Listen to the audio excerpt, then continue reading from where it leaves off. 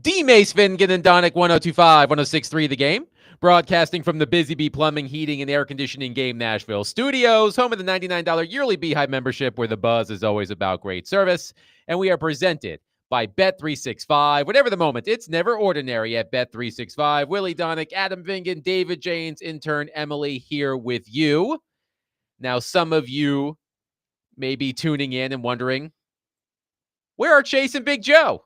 Well, Chase and Big Joe, they are live in Atlanta for SEC Media Days, which is underway. They will be on from noon to 3 all week. So we will be here with you from 9 to noon all week. Derek Mason out for the first few days on vacation. A big week, Willie Donick, for Derek Mason. He will be inducted into the Tennessee Sports Hall of Fame this weekend. Looking forward to the festivities. A well-deserved honor for our dear friend, Derek Mason. But Willie, how are you? How was your weekend? It was good. We are always signaled that the college football season is coming soon when it's time for SEC Media Days. I liked when they had them a little closer to the start of the season because now, and I understand why they do it, because it is the most downtime in the calendar, on the sports calendar, especially around the All-Star break for Major League Baseball. It gives a lot of fodder for ESPN. But you do this, and then you have what seems like forever until you have anything to report on in college football. So it creates another gap, which I don't like. I liked when you went right from this closer to the time that practice started. But that's just me. But it'll be fun. Chase and Big Joe got it locked down, and the Commodores will be in the headlines today. They've got their turn at the podium. The Vanderbilt contingent will address reporters today. We will get heavy into the Commodores this hour. Also, we are expected to be joined by Vanderbilt defensive back Martel Height, live from Atlanta at the end of the show. So looking forward to having that conversation. Diego Pavia at SEC Media Days, wondering, Willie, if Pavia will say anything else that will generate headlines. I'm wondering. I'm not wondering. I'm just waiting for it. Coach Willie is on guard. Coach Willie is on guard. Speaking of Martel Height, this isn't news if you follow Vanderbilt football on a regular basis, but Pete Thamel of ESPN tweeted this out. Vanderbilt all-SEC returner / starting cornerback Martel Height will play wide receiver for the Commodores this fall. Coach Clark Lee told ESPN he took snaps there this spring, and Lee is going to expand on Height's expanded role today at SEC Media Days. Height will play in all three phases for the Commodores as he started 13 games at corner last year, scored a pair of touchdowns, 1 interception, and 1 return, and averaged 14.7 yards on 18 punt returns last year. So we are expected to be joined by Martel Height roughly around 11:40, 11:45. So we'll end the show with that interview. Looking forward to that conversation. We certainly hope we can stay on time because sometimes the clock gets a little bit skewed when you go through Radio Row.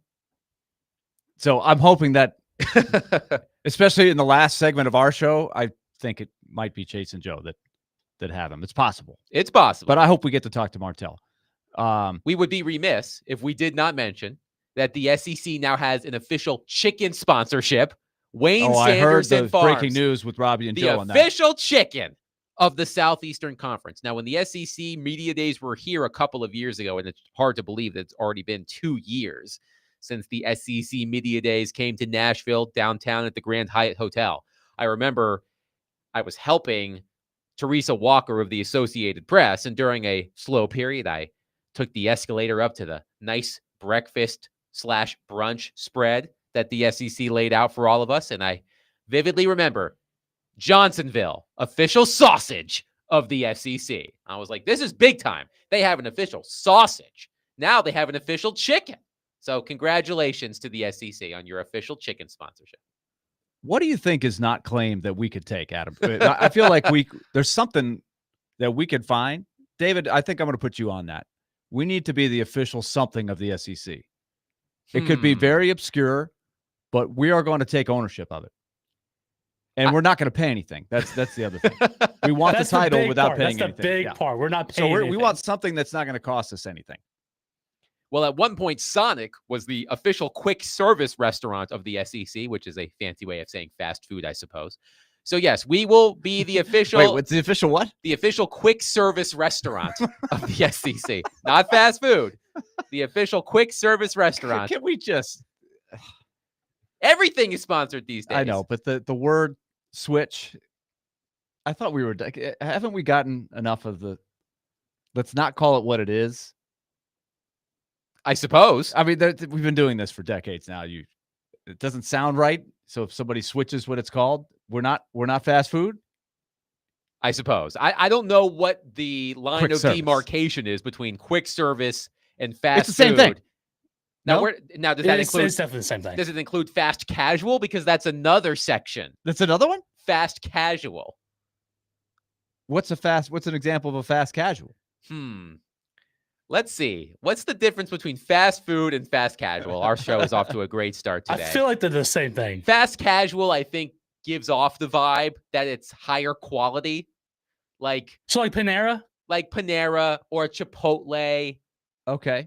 versus your usual fast food Garbage. restaurants. It's not garbage. It tastes good. It does It's taste good. It's not good garbage. for you. There's no food in It's it. but delicious it's good. garbage.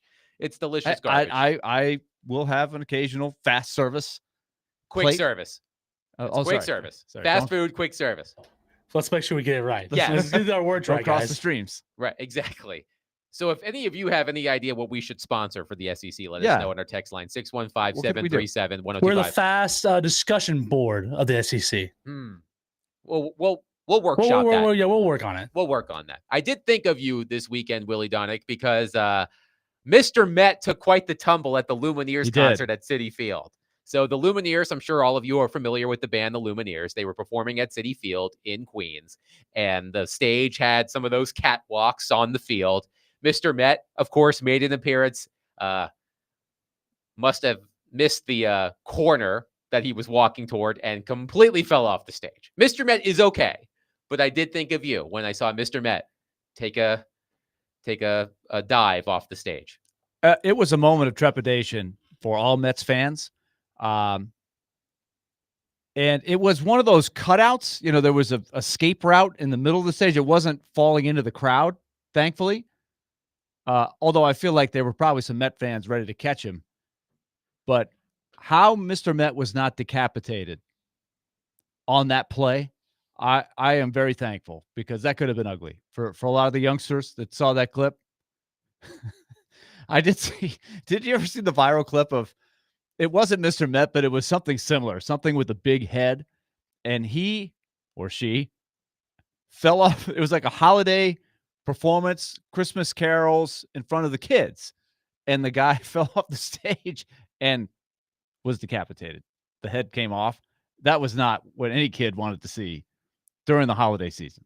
That was like a few years ago. The Oregon Duck lost its big head and had to hide as he was walking towards the tunnel. It's just it's the one nightmare of any mascot. You cannot lose your head. So Mr. Met, I whoever did his costume, because he was not in the Met uniform. He was kind of in a Lumineer vibe, his costume. I was even wondering if it was the real Mr. Met for a minute, but his head stayed on, even though his head made contact with the stage. Like, he bonked it when he went down. It was a legit fall. He is okay. He's okay. He has since shared on social media that he is okay. So Mr. Met, after taking quite the spill at the Lumineers concert, he's okay. Michael and Madison on our text line, driven by WilsonCountyHyundai.com, with a good rule of thumb about fast food versus fast casual. Fast food feels like something you could eat while you're driving. Yes. You can't really eat on a road Chipotle or trip. Panera in the car, so that's a good casual. point. That's a good. So, all right. So, but it is still fast. I think that fits. Rex Road says Five Guys. He just texted in and said Five Guys. So Five Guys. That's more casual. I think that's more fast casual. Yeah. A little higher quality implied. Yes, theoretically. You could eat Five Guys in the car. It's messy. It is messy because Five Guys is. Yeah. The one thing I love about Five Guys, no free shouts, but the one thing I love about Five Guys is they fill that little styrofoam cup full of fries, but they actually fill up that whole bag full of fries. And then the grease starts seeping in through the paper bag. So that's how you know it's good. Okay. Because the grease is all over you. So I suppose that's why you can't eat it in the car. We should note that Nashville SC's 15-match unbeaten streak came to an end over the weekend at the hands of Lionel Messi in a 2-1 loss against Inter Miami. By the way, Messi has now scored multiple goals in 5 consecutive matches, which is an MLS record. It's unbelievable. I actually watched a lot of that game because it was actually on TV. Unlike, I don't have the Apple Plus or whatever. Right. But I happened to catch a lot of that game. It was a great atmosphere. It was really humid. Good chances for Nashville SC. I feel like they're going to be in the mix here. That was Nashville SC's loss in any competition since April 19th. That is impressive. So it had been nearly 3 months since Nashville SC lost, but they did against Lionel Messi and Inter Miami over the weekend. We were also treated, Willie, to an excellent Wimbledon final. Jannik Sinner tops Carlos Alcaraz in a rematch to win Wimbledon. I don't know why I was so surprised by this. Sinner is the first Italian player to win Wimbledon. Yes. I would have thought that at some point an Italian player would have won Wimbledon, but he is the first Italian player to win Wimbledon. But here's the thing. And he's the first red-headed Italian in the history of Italy, I think, too. That might be true. How many red-headed Italians are there, period? Just in Italy. Can't be that many. One. There's one that we know of. I don't think I know of any others off the top of my head. When I think of the Italian soccer team, have you ever seen a red-headed guy on the Italian soccer team? No, never. In The Godfather, were there any Italian? Nick Frazier, if you're listening, let us know about the history of red-headed Italians. Let us know. And Nick will have an answer. He will have an answer. If we can get this question to Nick, the answer will come back. Let us know for sure.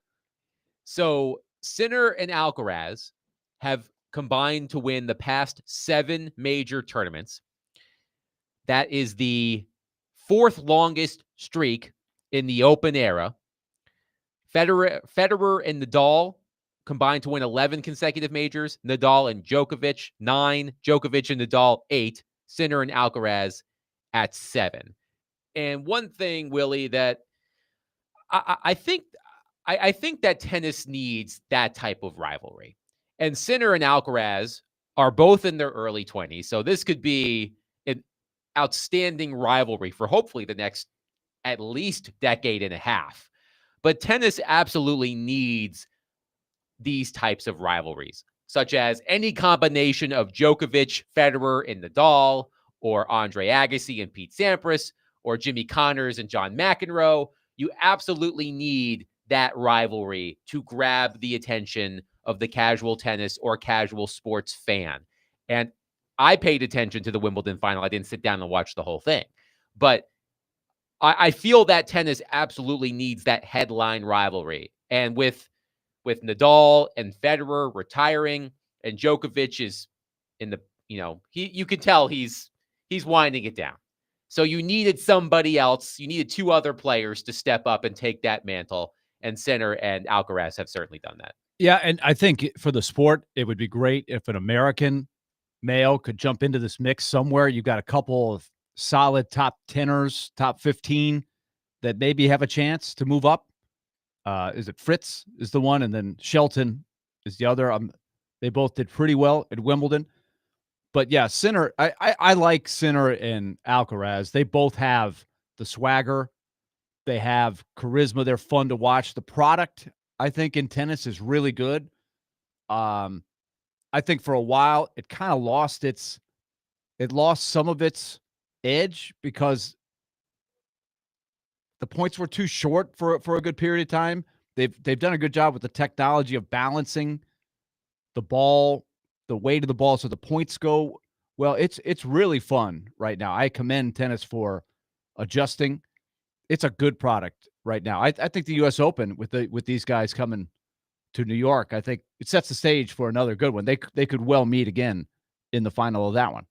Hair Metal Henry on our text line says, there you go. You can be the official sponsor of Redheaded Italians of the SEC. Perfect. I don't think that costs us anything. No. I don't think Jannik Sinner even knows about the SEC. He might. Yeah. I don't know. I doubt it. Tighten Up 0828 on our YouTube chat has 2 suggestions. Okay. The official multimedia named radio program of the SEC, since we are DVD, and the official Balding with Style sponsor of the SEC. Yes. All right. Okay.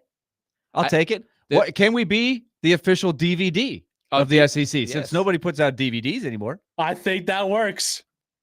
The official DVD we're gonna of the have SEC. multiple sponsorships by the end of the day. This is the part of the program where I make sure to mention that I'm balding, not bald. I do shave my head, so I guess I am balding with style. From here, you look like you're bald. Well, I know, but it's a clean shave. It was a clean shave. You're still bald. By the way, you're coming to terms with it. I understand. I was there at that stage. In fact, I remember Chase McCabe vividly several years ago looking at me. He goes, "You just got to let it go. You just got to let it go." I was spending too much money to have my hair styled, so I can only imagine the amount of money that I've saved over the past several years by shaving my head. By the way, Nick Frazier has an answer.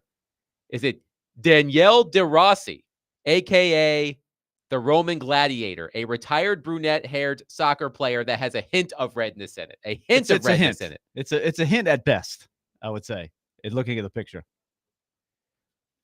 One texter said, how about that crap show of the 35-second heavyweight UFC fight Saturday, which was here in Nashville? Oh, yeah. Tell me about that. No good sports are on right now, so I was all hyped up about watching this. What a letdown. So UFC Fight Night. You were there, correct? I was not there. I was at Friday Night SmackDown on Friday night, which is a much different thing. That is professional wrestling versus Ultimate Fighting Championship. But the heavyweight fight, I believe, ended in 35 seconds. Derek Lewis won by knockout. What was the in venue 35 seconds? Bridgestone Arena. It was at Bridgestone? Yes. Were they both at Bridgestone? They were. Wow, and UFC and WWE are owned by the same parent company. It's called TKO. Okay. So they do these events where they will have wrestling and UFC. They call it a takeover, I think, and they'll have two events, one event from each company at the same building over the course of a weekend. So WWE was at Bridgestone on Friday and UFC was there on Saturday. Yes, but Derek Lewis, a 35-second TKO in the main event of UFC Fight Night. That's the one thing. Look, if you are a fan of professional fighting, whether it be boxing or UFC, you go into that knowing that, hey, the fight that you are so excited to see may only last 35 seconds. Yeah. Now there were other making bouts. The one that I can think of off the top of my head, the Mike Tyson versus Michael Spinks. What was that? 91 seconds? So I don't remember off the top of my head. It took Mike Tyson double the time to take down Nick Frazier. Michael Spinks. Nick Frazier says that UFC fight was insane, not a letdown. I was there. 35 great seconds. Derek Lewis now has 16 KOs, sold out crowd, 17,007. Fight night card results in an incredible card. So when that happens, that's the featured match. Yes. Do they have some things that go on afterwards? No, there's an undercard, like in boxing. Right, but that leads up. I'm saying when you get all riled up for the big one and it's 35 seconds, do they have some denouements or something like that? Or no, does Nash come out and say, okay, you guys are still here, let's have some fun or something? Is there a post-concert? That's a good question for all of you UFC fans. I don't know. Here is a headline about UFC Fight Night. UFC Nashville results, : Derek Lewis demolishes, is it Taliesin Teixeira? I hope I'm pronouncing that correctly. In 35 seconds, rips off shorts, moons crowd. Oh, okay. That's Derek Lewis, baby. There he is. Is that something he does after every fight? Well, he's a very vulgar. Yeah, vulgar, and he uses his words very non-carefully. So what you're saying is that we would not be able to play any audio from Derek Lewis exactly. on our program. He was on the Chase and Big Joe show a few weeks ago. Oh, that's right. Yeah, it was a very interesting interview. The dumb button got a workout in that interview. I do recall that. No, I think that when the main event is over, it's over. So 35 seconds. Yeah. Now you and Connor Newt went to the event on Friday. We did. How was that? Connor was my date to Friday Night SmackDown. It was good. Did it deliver the way you wanted? Did you see Tony Vitello and Tim Corbin? Weren't they both there? I did not see them. Fred Durst was there. lead singer of Limp Bizkit, WWE is also starting a program with Jelly Roll. Jelly Roll is going to wrestle at WWE's major summer event known as SummerSlam, and the tag team match on the other side, Logan Paul. So the crowd loved it. The crowd loved themselves some Jelly Roll. So Jelly Roll and Logan Paul, what a combo! So were Tim Corbin and Clark Lee at SmackDown, or were they at UFC? I thought they were at the UFC fight. Okay. Frazier is telling me that Corbin and Clark Lee were ringside for UFC. That's what I thought. Okay. For UFC, Yes. not for the yes. not for the wrestling. Two very different two companies under the same umbrella, two very different All right, products. so here's the question. Yes. How many of the fans went to both? Or is it a divide? I would say very there's different a lot. audience. I would imagine there's quite a bit of overlap. I imagine there's quite a bit of overlap between wrestling fans and UFC fans. Although one is choreographed fighting, the other is professional fighting. But has there ever been a professional wrestling match that lasted 35 seconds? Yes. Yeah? Yes. Because sometimes they surprise you with a 35-second feature. It's known in the business as a squash match. Usually what happens is if the wrestling company is trying to get a certain wrestler over, which is another wrestling term for making them more popular or pushing them up the card, they will show off their dominance by squashing some nobody and beating them. Some nobody, but when it's the featured match like the UFC one, yes. Sometimes does that ever go that quick? Usually that delivers with the drama that it's supposed to be. We'll have, for you wrestling fans out there, we'll have Willie research the finger poke of doom during the break. Because that match ended in roughly 30 seconds. The finger poke of doom. Finger poke of doom. Yes. Okay. We don't have time to go into it, but I will explain during the break. 615-737-1025. Our phone and text lines are driven by WilsonCountyHyundai.com. I would be remiss if I did not mention that 1025 The Game's SEC media coverage is sponsored by Brewhouse South. Experience Nashville's ultimate sports and brew hangout at Brewhouse South in Cool Springs. Chase and Big Joe will be there all week long. Today is Vanderbilt Day, among other teams. There are other teams speaking today, but for us, it's Vanderbilt Day at SEC Media Days. Where should Vanderbilt rank in the SEC pecking order entering this season after their surprising, to a lot of people, 7-6 overall record last season? Willie and I will discuss that coming up next. We'll also take your thoughts as well at 615-737-1025. Willie Donick, Adam Vingan, 1025-1063 The Game.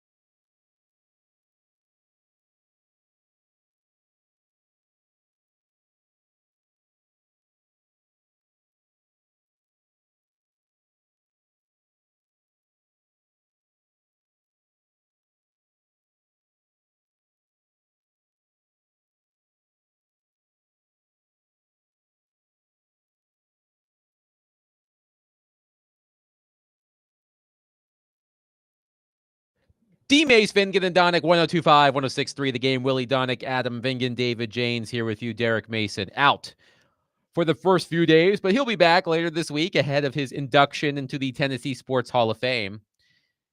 Now that I have wrestling on the brain, Willie Donick, our show, we're like the fabulous Freebirds of Nashville Sports Talk Radio. Are you familiar with the Fabulous Freebirds? No. Okay. I know the song Freebird by Leonard Skinner. The Fabulous Freebirds were a tag team in the 80s. Michael Hayes, Buddy Roberts, Terry Gordy. And when they would win whichever territory's tag team championships, they had this thing called the Freebird rule, which was any combination of the three could defend the tag team championships. So there's you and me, there's you and Derek, there's me and Derek. It doesn't matter what combination of the three of us. We're going to get it done, just like the Fabulous Freebirds. So, okay, there we go.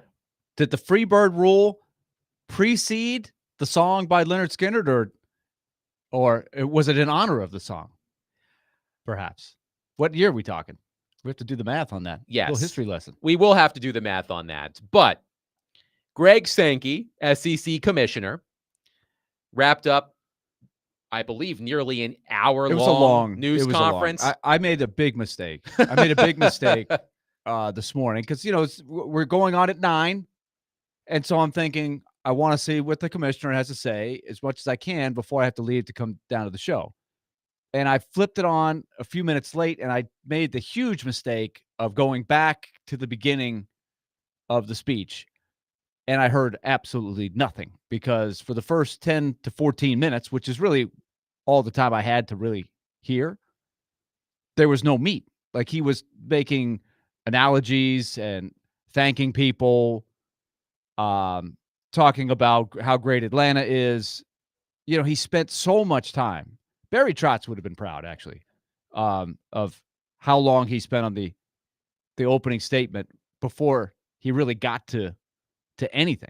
So let's try to sift through all of this and see what did we learn, if anything, from Greg Sankey. So Nicole Auerbach of NBC Sports has a lot of information on her timeline from Greg Sankey's news conference. Here's the first thing that stood out from Nicole Auerbach. Quote, Sankey acknowledges SEC and Big Ten differ on preferred CFP expansion formats. Quote, we have a 12-team playoff with 5 conference champions that can stay if we can't agree. Sankey continued, I think there's this notion that there has to be some magic moment and something has to happen with expansion, and it has to be forced. You're given authority. You want to be responsible using that authority. Nicole Auerbach also said, quote, Greg Sankey referenced Big 12 Commissioner Brett Yormark's comments last week about doubling down, quote unquote, on 5+11 CFP model, made some gambling metaphors. Sankey, quote, you always want to have a good set of cards, a good hand to play. I think we have the best hand to play, end quote. Okay, so I guess what they're talking about is whether to have 12 or go to 16, right?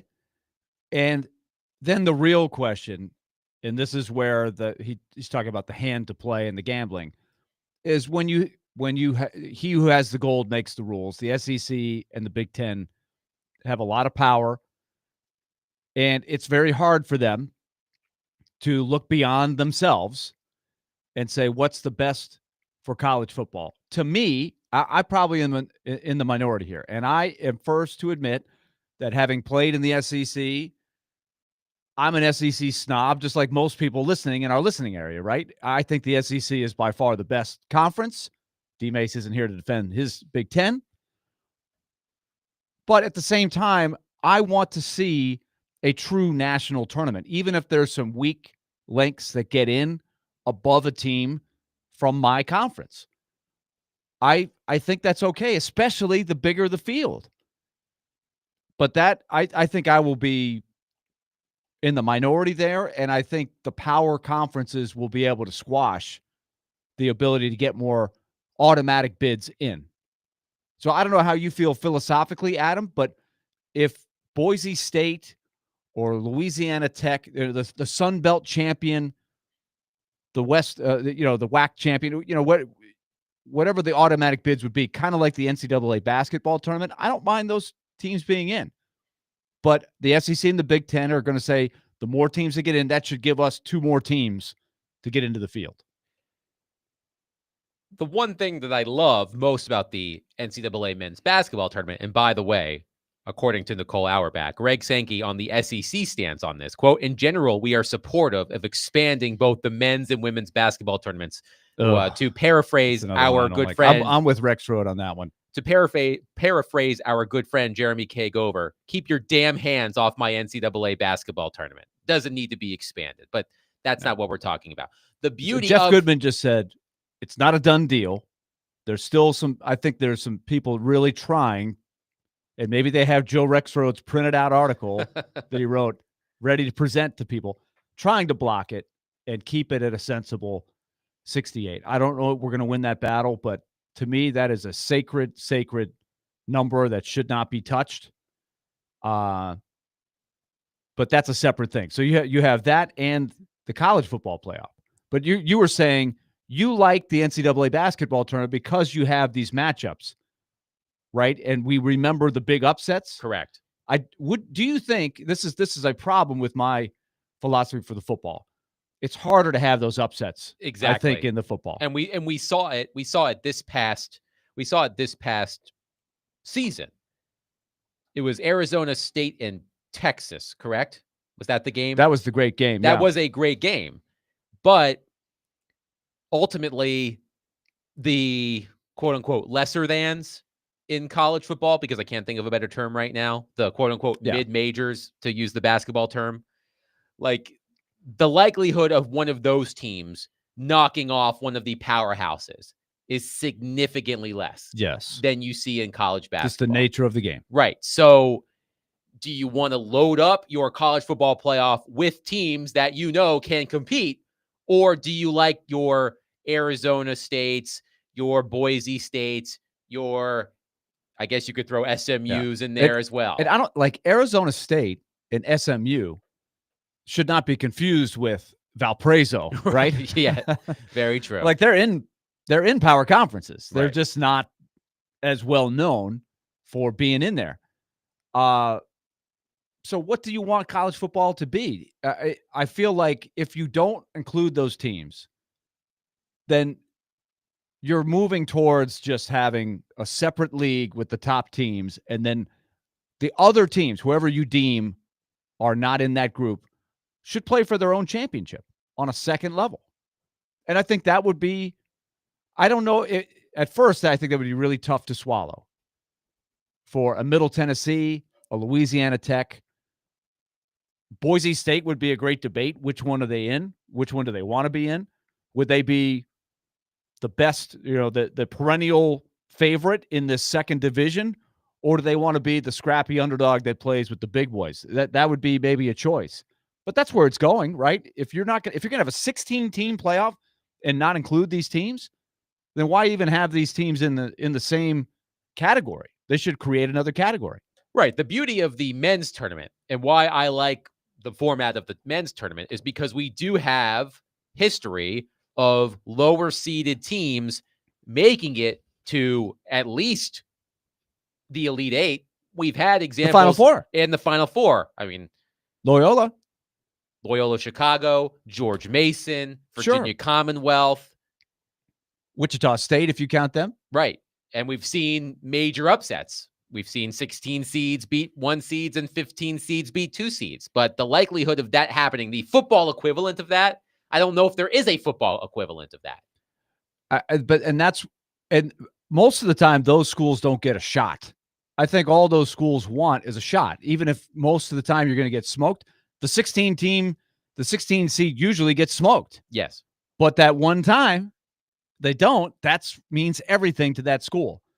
So I think if you're really doing it right, you should carve out, if you're going to expand, carve out a spot for those teams. But I don't think it's going to happen. 615-737-1025. Your thoughts on what Greg Sankey had to say about the college football playoff. We will get into Vanderbilt coming up next. Where should Vanderbilt rank in the SEC football preseason media poll, which is going to be done this week at SEC Media Days? I'm curious about how much last season influenced people's opinions on the Vanderbilt program. And we will discuss that coming up next. 615-737-1025. This isn't just a concert, it's a cause. Trintix's Rock the Cradle helps give fragile newborns a stronger start and keeps moms close when it matters most. With Tim McGraw live on stage and your support behind every beat, Ascension St. Thomas is turning music into healing. Tickets are on sale now at rockthecradlenashville.org.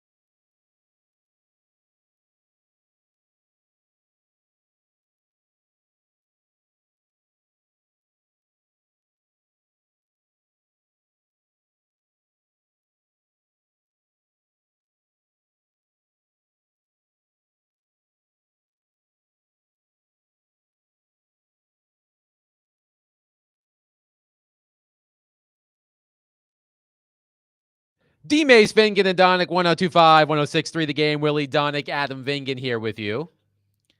Brian Kelly at the podium at SEC Media Days. The sound is off in the studio, so I don't know if he has taken on a Southern accent as he is addressing reporters. But Brian Kelly at the podium. Clark Lee will be at the podium later today.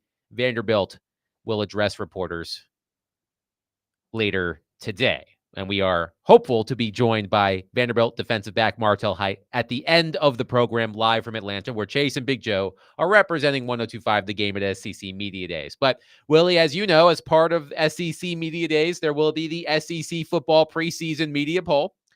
And last season, Vanderbilt, no surprise here, was predicted to finish last by a wide margin. They earned 293 points in the SEC preseason media poll.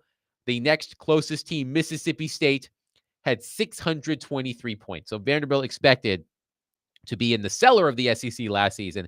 That did not happen. They actually finished 12th in the SEC with a 3-5 conference record, but a 7-6 overall record. A fabulous season for Clark Lee and the Vanderbilt Commodores, certainly relative to expectations. I heard Robbie and Rexroad talking about this morning, and I looked it up myself.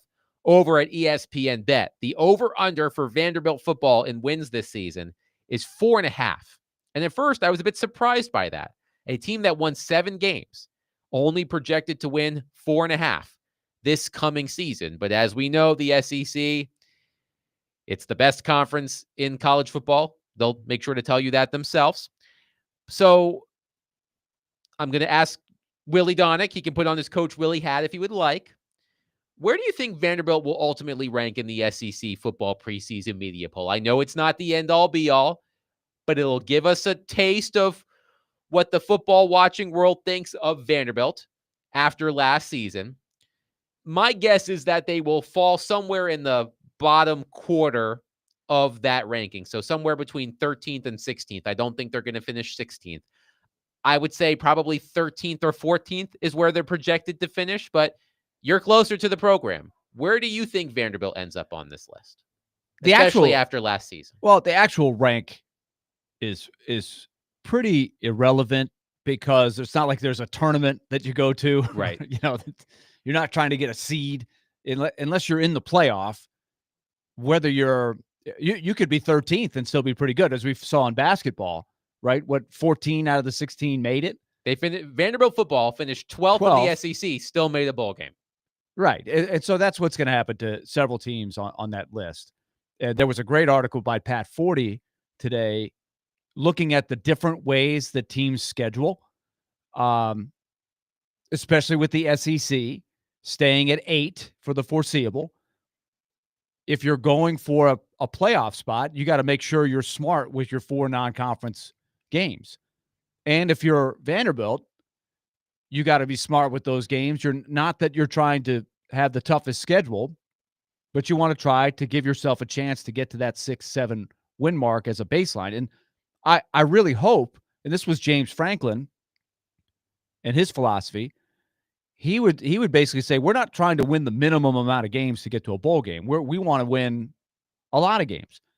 But I think for where Clark Lee is right now, if you told me right now they could be 7-6 again and be able to have a repeat performance in the SEC as it is now with a professional league that only more and more resources are getting poured into every year, I think I would take that. I'm still trying to quantify how special that was last year because it was so common at this time last year. The question wasn't, hey, is Vanderbilt going to win? Could they have a chance to be competitive? It was, are they going to win a game in the SEC? A game.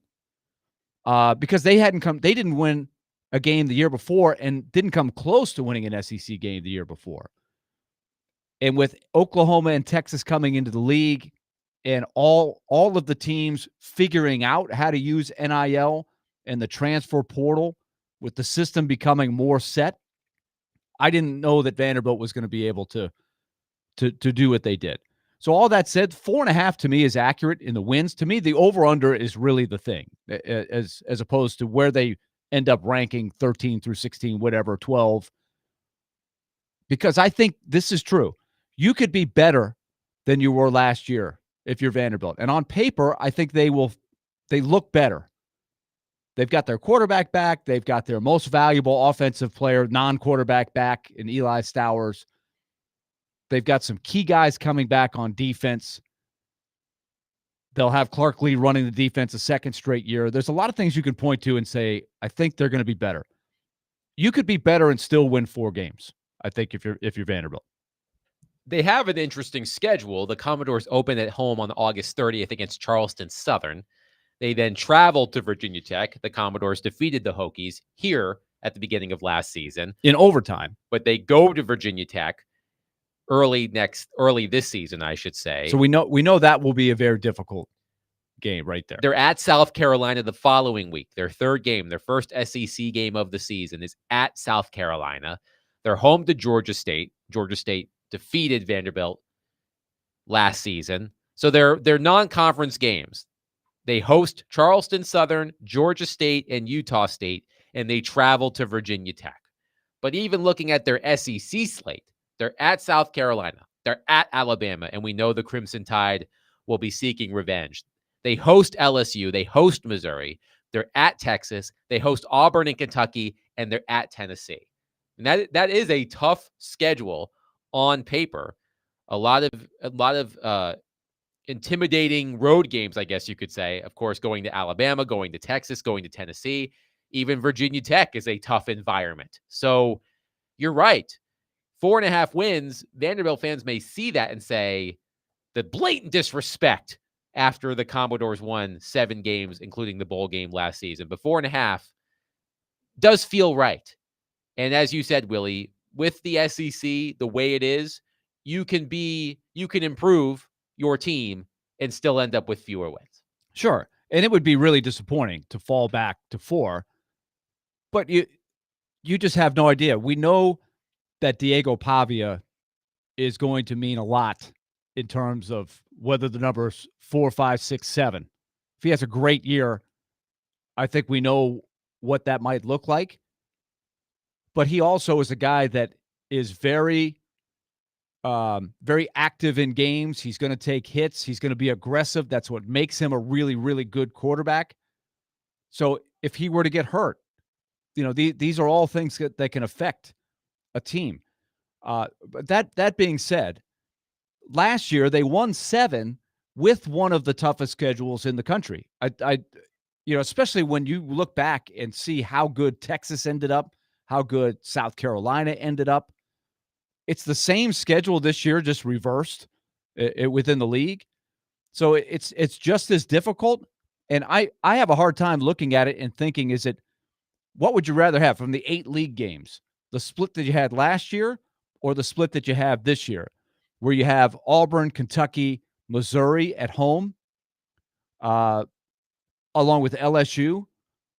Can you squeeze some wins out of your home games? Because I think last year, huge wins at Auburn, at Kentucky, right? Those were big road wins. Can they get a road win in the league this year at Alabama, at Texas, at Tennessee, at South Carolina? If they had one road win out of those 4, it would be a big upset, right?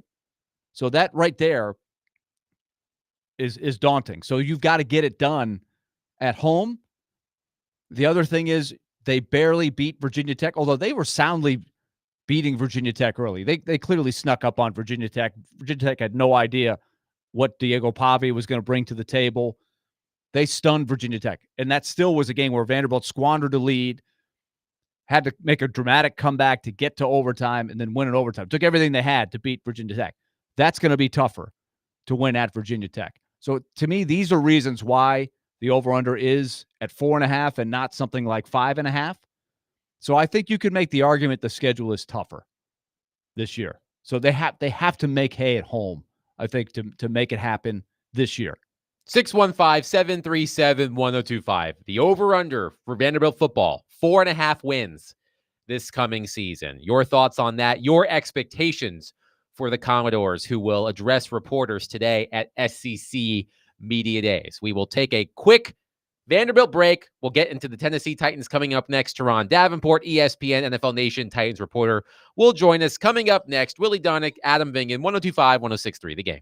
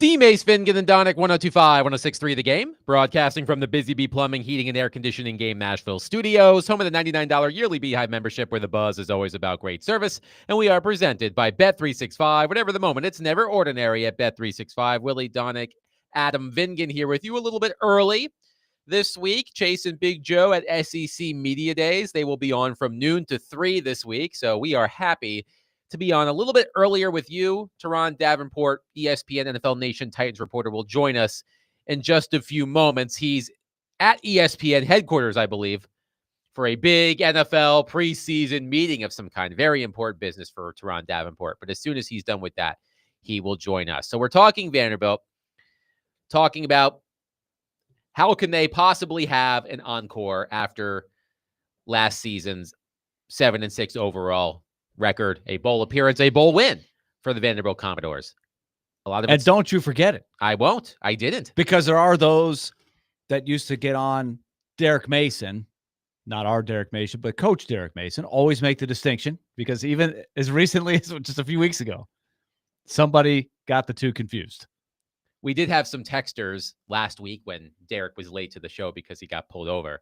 We did have a couple of texters say, you should have said you were the other Derek Mason. Oh, that's a great play by both. Either could use that. Yes. Put it on the other. So if Coach Mason is listening, right, feel free to use that on Derek Mason. There was a lot of people that like to throw shade at Derek Mason because they always lost the bowl game. He made the bowl game at 6-6 a couple times beating Tennessee to get to 6-6.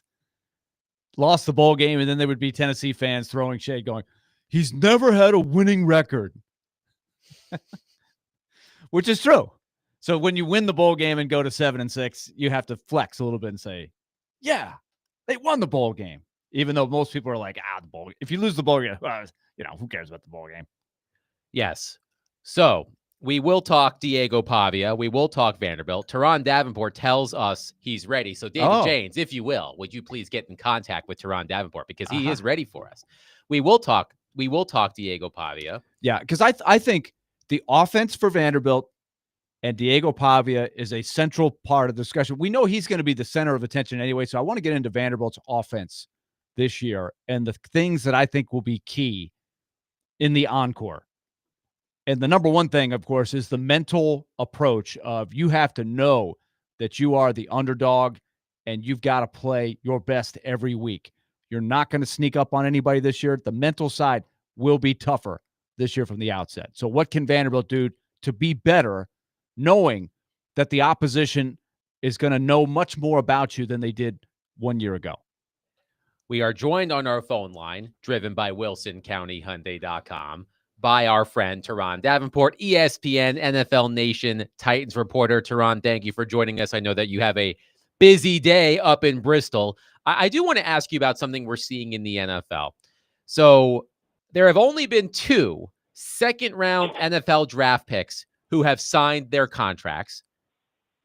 Carson Schweschinger, I believe is how you pronounce it, the linebacker in Cleveland, and Houston wide receiver Jaden Higgins. Now, they both received fully guaranteed contracts, which is the reason why they're signed and nobody else is. That includes Femi Oladejo, the Titans edge rusher who was drafted in the second round. I'm curious, how much leverage do these second-round picks, including Oladejo, truly have in this scenario with teams starting to report for training camp this week and next?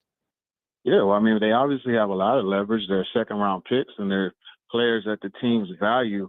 I think the big thing is just, as you mentioned, the guaranteed contracts that, were given out. That really makes it tougher to negotiate. And it's like, hey, he got one. Why can't I get one? We're both second-round picks. So that's the big issue.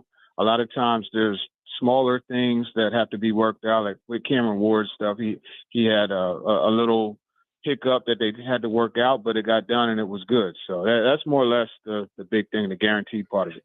Are there any concerns, may not be the right word, but it's the only one that's coming to mind right now. Are there any concerns that Oladejo may not report to training camp next week based on this? Nothing that I know of. I know that during OTAs and minicamp, there's a waiver that they sign, just guaranteed that the team will negotiate in good faith. I'm not sure how that works with a quote-unquote holdout, which is in essence what it becomes, if they don't report. So, two of your colleagues at ESPN, Don Van Natta Jr. and Kalen Kaler, wrote a story last week about the NFLPA, the NFL, the confidentiality agreement between the two, Lloyd Howell Jr.'s role in all of this as NFLPA executive director, maybe a conflict of interest. There are a lot of different rabbit holes you can go down on this story. What is your general read on this story that seems to be picking up steam? Yeah, you know what? Honestly, I did not get to check that story out. I was in New York and Philly last week, and work was not on my mind, so I can't really speak to that. That is fair. That is fair. Well, Teron, I encourage you to check it out because I think it's a really nuanced story, and it just makes me wonder behind the scenes the history of the NFLPA and now the future. And so I think so. Let's table the discussion for now, but I would love to come back to you on this as we move forward because it's so important. And you know the history of the Major League Baseball Players Association, which is widely considered the strongest. And we're talking about two different leagues, two different sets of rules, but I do think it's a really important story. So let me hit you with this on Juwan Jennings. This is another one that it's always interesting to sort of track the market of different players. And here's a guy that grew up in this area, Ravenwood High School, University of Tennessee, wasn't ever handed anything at the NFL level. He's carved out a really good career. The 49ers are at a really interesting place in their window, if you want to call it that. He now wants a new deal or a trade. So what do you think can happen? What comes to mind as you see that unfold? Yeah, well, I mean, I think he does have some leverage because he is a guy that they kind of used in that Deebo Samuel type of role where, they want him to catch and run. They use him in the red zone and those types of things, big body. But I don't think that he has a whole lot of leverage because the 49ers and especially Kyle Shanahan, they're of the belief of his system is what makes it. Like he feels like it's more about the X's and O's than the Joes. Now, I don't agree. But that being said, that's kind of the approach there. And it's interesting that he's asking for, this type of situation because very similar to Juwan Jennings is Nick Westbrook-Ikhine, the old Honda Accord. And he's now down there in Miami because they felt like the Accord, could be traded in for another car. That brings to mind a question for me is he a good enough player, Jennings, to ask for a trade? If he doesn't get the new deal, if the 49ers just say, hey, Juwan, we love you, here's what we can do. And if he says, no, I want to be traded, what's the trade market for a player like him? Yeah, I don't think there's a huge trade market for a player like him. Like, don't get me wrong. He's a big body. Yeah. He's tough. He's gifted. But I think he's one of those players where he's not a unique athlete, like a unique wide receiver. You could find Juwan Jennings. I mean, I just mentioned Nick Westbrook-Ikhine, who was an undrafted free agent. So there are other guys that you could get along those lines. Obviously, it's already been proven what he brings works. But at the same time, it goes back to what I said, the system, the X's and O's over the Joes. Now, there are exceptions, right? Like you look at George Kittle, you look at Christian McCaffrey. Like those are guys they put in the system and it really elevates it. But at the same time, I don't believe that Jennings is as special as like a Kittle or McCaffrey. With Purdy now heading into another phase of his career, he's got the contract now. You've got McCaffrey and Kittle, guys who are a year older. And if, they play so hard and they've been banged up, what do you think the window looks like for the 49ers now? Oh, I mean, I think it's now. I think it's now. But you think they could bounce back? You think they could still bounce back? Oh, yeah. I mean, they have a whole lot of players. And remember, Robert Saleh is back running that defense. And he had that place rocking, as far as the defense is concerned and stopping people. So I would say their window this year, next year. But guys are getting older, right? George Kittle is getting older. McCaffrey, I don't know. We'll see. You know what I mean? But would you take him with your first pick in the fantasy if he's the guy that? No. I'm taking Saquon. That's who I would pick, Saquon. Right. Oh, I think for sure he'll be the number one pick. I'm curious if McCaffrey's fourth or fifth, and you're in your fantasy league and you've got that pick right where he's going to be sitting there, and it's him or another guy. If you can bite on McCaffrey early, I'll take one of the. You got Malik Neighbors, you got Jets, Justin Jefferson. You got the best receiver in the league, Jamar Chase. Like, there's a lot of other options that I would take over McCaffrey. because the injury, and then just you don't know. You don't know. Teron, I know that you have a busy schedule today, so we appreciate you taking some time to join us. We'll chat next week. All right, for sure. And hey, let's go Mets. There you go. We got a long way to go, Teron, but we're in position. Manaya looked good yesterday. We got Senga back. It's going to be a good second half. Let's go. Thank you, Teron. We'll talk next week. Yep, appreciate it. Teron Davenport joining us quickly on the program. There's an ESPN NFL Nation Summit in Bristol right now, and they're on break. So we appreciate Teron Davenport for taking time. A summit. That's what I called it. But you called it the summit. They're not calling this a summit. No, I have called it the summit. Okay.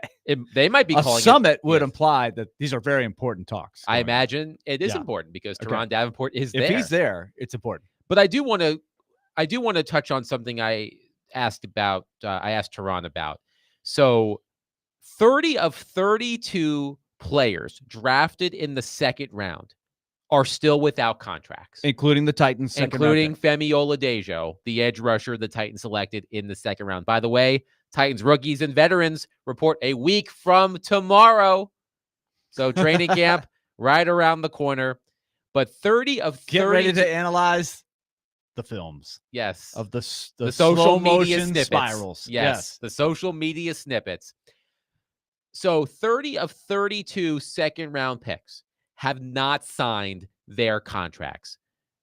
The first second round pick to sign was Jaden Higgins, drafted with the second second round pick, number 34 overall. That's hard to describe there. Number 34 overall. The Texans took wide receiver Jaden Higgins, and they made him the first second round pick in NFL history to have a fully guaranteed contract.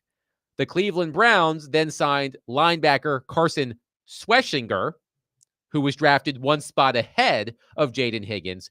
They signed him to a fully guaranteed contract. So the top two picks of the second round have received fully guaranteed contracts. The first two second round picks in NFL history to do so.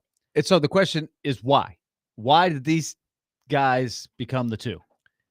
Because it's a mini version of the Deshaun Watson thing, right? It's a precedent setter, and it's got all of the other picks going, whoa, they got guarantees, so we should get guarantees. Especially the Titans' second-round pick, who is a high second-round pick. It's one thing for a team to say, well, those are higher second-round picks. We're not going to guarantee our lower second-round pick. But I think, do you say Oladejo? Oladejo. I got to keep practicing so it rolls off the tongue. Femi Oladejo and his agent have to be thinking, hey, we got to explore this. And if you're the Titans, what do? Just guarantee it? And now we do have a holdout because the Los Angeles Chargers reported to training camp. Rookies reported to training camp, I should say, over the weekend. So Trey Harris, a rookie wide receiver, did not show up. So we do have our first official holdout of the second round picks who have not signed. And the question is, again, so the two players who received fully guaranteed contracts were the top two picks of the second round. And Oladejo was the third or fourth pick in the second round. Well, they traded down, didn't they? So he was later in the round. Oh, I forgot about that. What pick was he in the second round? I am checking right now. Femi Oladejo was he was pick 20 of the second round. Oh, so that was lower. So maybe it's not. I had forgotten about that. What was the move that they did to move down? They just traded down.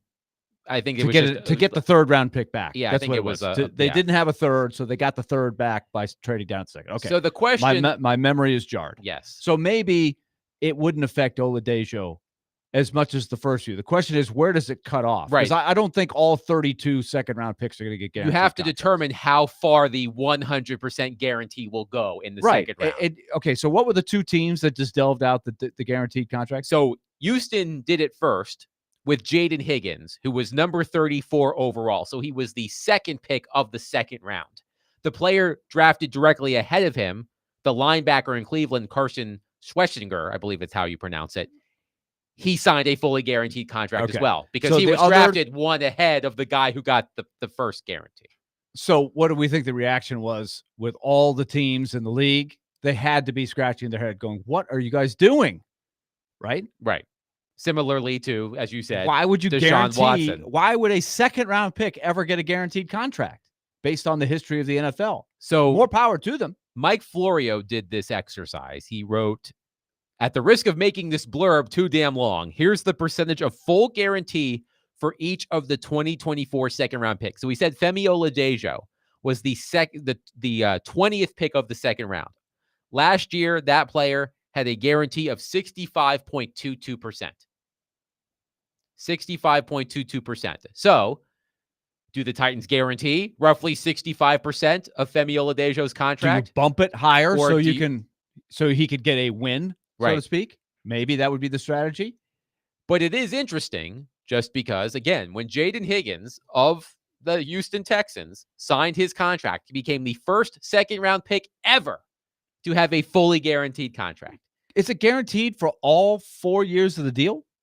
When I hear fully guaranteed, that's what I It's assume. not just the first year; it's all a year? fully guaranteed 4-year, Wow. $11.7-ish million contract.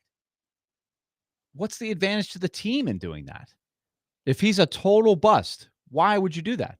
They must have a lot of faith in him. Obviously they do, but have they not looked at the history of the NFL and some of the second round picks that barely play? So I am curious, now that we have a second-round player, Trey Harris of the Chargers, not showing up to camp, how many more second-round picks don't show up to the start of camp? I think each individual is going to have to decide if it's worth it to miss a couple days of camp, because as we know, if you show up 3 or 4 days behind everybody else, it is a legit thing that you're behind, right? Yes. So is that extra money worth it? Some agents, I think, will press. Some players, I think, will press to get it done. I think it's fair to say, though, that this is enough of a monkey wrench that there will be a couple of holdouts. There will be some. So Femi Oladejo, the Titans edge rusher drafted in the second round, still without a contract. He's not alone. 30 of 32 players drafted in the second round have not signed contracts, and the 2 that have received fully guaranteed contracts. So this is something to keep an eye on when the Titans report to training camp. Rookies and veterans report a week from tomorrow, July 22nd. So something to keep an eye on as we await the start of training camp. I'm looking for a good writer to write a story and explain to me why a team would want to guarantee a contract to the second round pick. One texter says, can you explain the implications to the fans of a fully guaranteed contract? Does it impact the cap, or is it just owner money? Well, okay, let's take Treylon Burks. Let's say he were a second round pick and he flounders like he has, or a player like him. The team is on the hook for the money, for every dollar of the contract in year 3, year 4. There's plenty of second round picks that have flamed out from injury or just poor performance. And after 2 years, that guy's not going to help you. So Right. in year 3 and 4, you still have to pay him every cent of the money.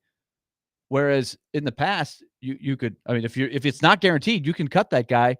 It's not like these guys are eating up tons of salary cap space, but every piece of cap space you have is important, despite what Jared tells you. And it's easy money. Your first contract is when you have the most control of a player, when you're the GM.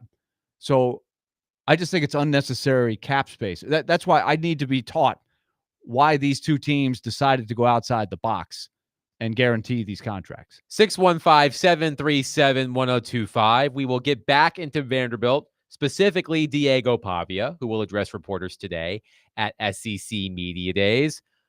What can Pavia and the Commodores offense do for an encore in year 2 of Pavia next season? We'll discuss that coming up next. 615-737-1025. Before we do that, however, this week's Nashville's Best Deal of the Week is Cheba Hut Toasted Subs, with a menu featuring over 30 signature sub sandwiches, as well as a variety of Rice Krispie treats, salads, and munchies. They combine homegrown food with real people in a relaxed environment. Get half off a $40 gift card now at theGameNashville.com/deals while supplies last.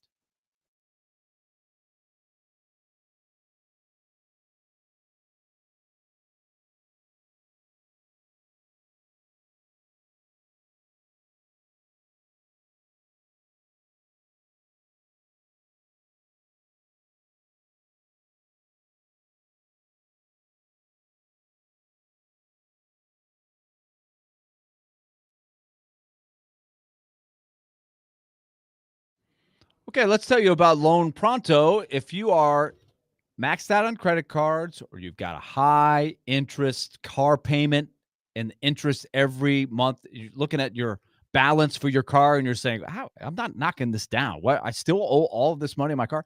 Those interest payments can really bite you. And so Loan Pronto offers an option for you with the Rapid Equity Loan Program. They can get you a better interest rate than you have on that credit card or that loan that you have for your car or other high interest loans. And you can save money every month by using your home's equity to get that car paid off, get that credit card down to zero. This is a strategy that's worked for a lot of people.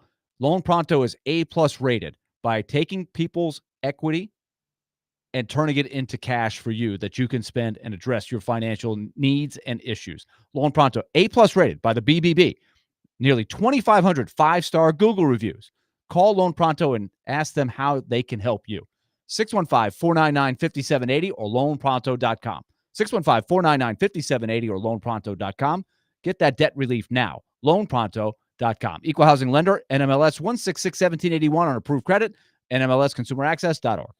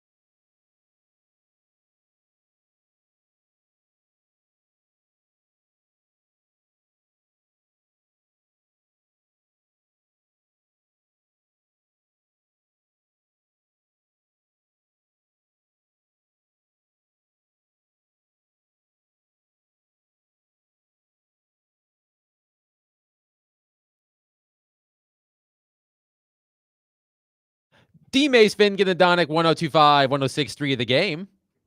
Chase and Big Joe are live in Atlanta for SEC Media Days, and Chase McCabe just shared that Clark Lee will join Big Joe and Chase today at 12:30 right here on 102.5, 106.3 The Game.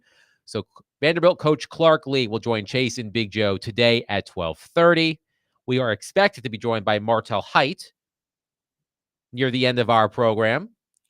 But let's get back into Vanderbilt, Willie, because a lot of people are going to be wondering what Diego Pavia is going to do for an encore. And when I went back yesterday and looked at Diego Pavia's numbers in his first season at Vanderbilt, he had a 28-4 touchdown to interception ratio, if you include rushing touchdowns. He had 20 passing touchdowns, 8 rushing touchdowns, and just 4 interceptions. He ran for 800. How many fumbles? He had a couple. That I'll have to look back. Yeah. I was looking for that. I don't know how couldn't many find the it. other team got. That I think he was a little lucky at times, trying to make a heroic pitch that may have bounced out of bounds or his team recovered. But that is something to consider, if you're doing the full ratio, because the point is the ball is in his hands so much, and he was extremely efficient with the ball, whether running or throwing. He was. And of course, he took college football by storm when he helped engineer a massive upset of then number 1 Alabama on West End. We all remember the goalposts ending up in the Cumberland River. So what will year 2 bring for Diego Pavia? I'm intrigued by the idea of Martel Height playing both sides of the ball, and we hope to discuss that with him later in the program. Who knows how much he'll be involved on offense? If I recall correctly, he did play both ways in high school, and that is a trend that we're seeing, of course. He's also an excellent return man. He is. So you want the ball in his hands. And one player who is not at SEC Media Days, frankly, I'm surprised he's not there, considering his profile, is Eli Stowers. I was reading a mock draft, Willie, I was doing one of those way too early mock drafts for 2026. Congratulations to you. I you know. Must have had some free time. I certainly did. Eli Stowers was the first tight end drafted in this mock draft late in the first round. I believe he was the 20th overall pick in this way too early mock draft. But he had a really good season last year, just north of 600 receiving yards, 5 touchdowns, developed a lot of chemistry with Diego Pavia. So let me ask you this. He can throw the ball. He can. Yeah, I think he had at least 1 touchdown pass. He was really the second most important guy by far to Pavia in making that offense go, because they already came in with a chemistry. They knew the offense, and the early ability for Stowers and Pavia to set the tone and the patterns and the reads for that offense. I don't know that you could put Stowers. I don't know how many SEC fans can name him. They could all name Pavia. Stowers, I'm not putting him right next to Pavia, but I would say it's Pavia, then Stowers, and then there's a pretty big drop-off in the importance of the offense for Vanderbilt. That was last year's success. So how do you expect Pavia to build off of his standout first season in Vanderbilt? Because I do believe that there are a lot of people who will say, well, the SEC, they've got footage, they've got film on Pavia. He's not going to be able to shock anybody this coming season, although Vanderbilt coaches can also game plan. So it's not like they're going to be running the same exact things that they ran last season. But I do think there is some skepticism about how Pavia can perform in year 2, just now that the SEC is familiar with his game. Couple of things. I do think the element of surprise and the scheme itself for about half the season really did confuse, and they got a lot of yards by deception, by just executing really well.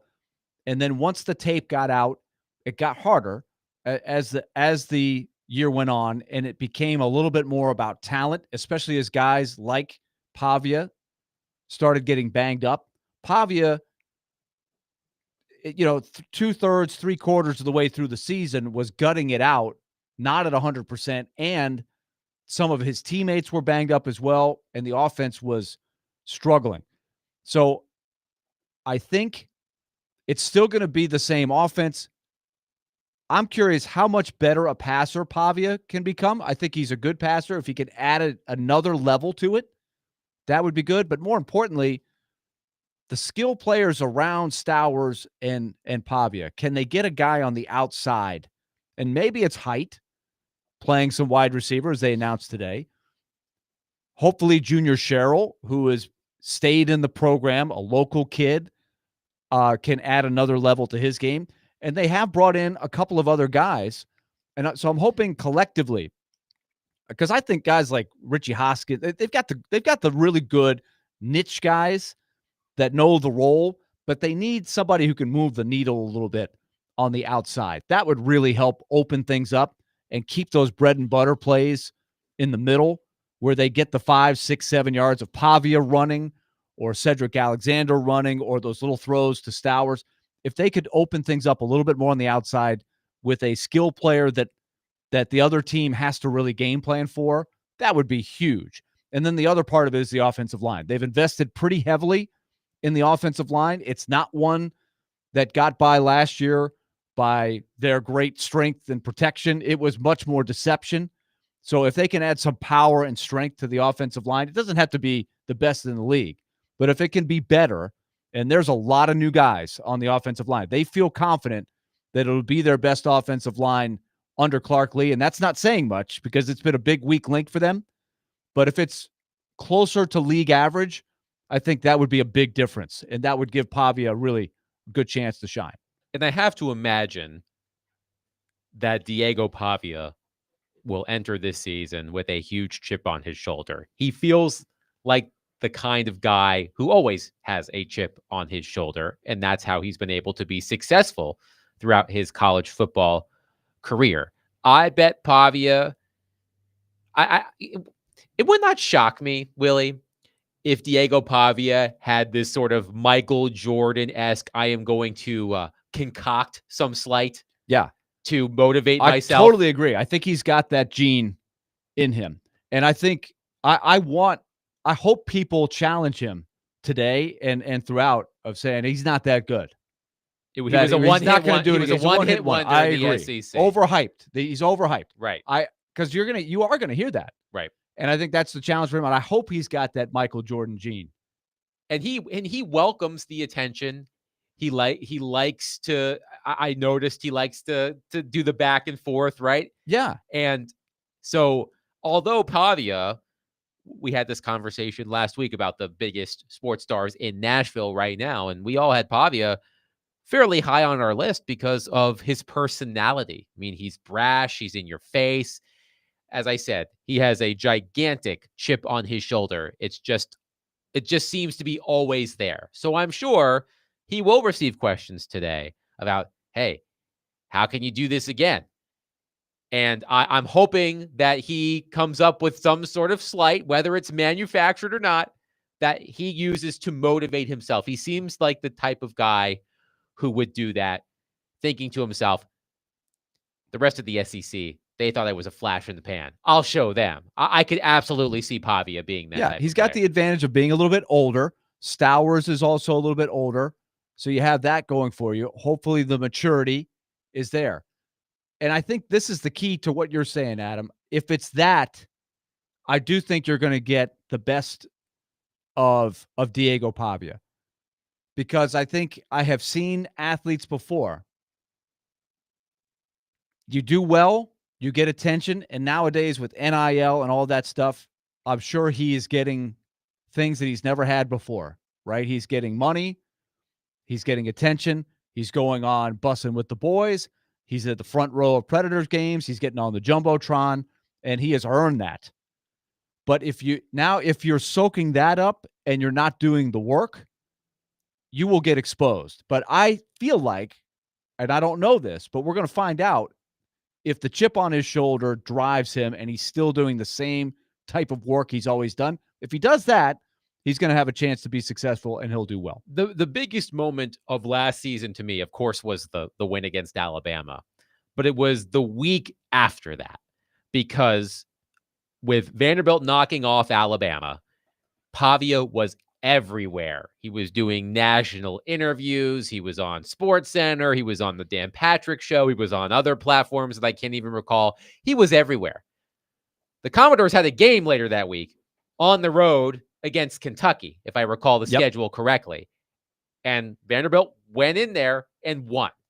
That spoke volumes to me. He also got hurt in that game and battled his way through. So that showed a lot of character there. Because it would have been easy for Vanderbilt to be feeling itself after knocking off Alabama. Diego Pavia was the flavor of the week, and he ultimately did not rest on his laurels, so to speak.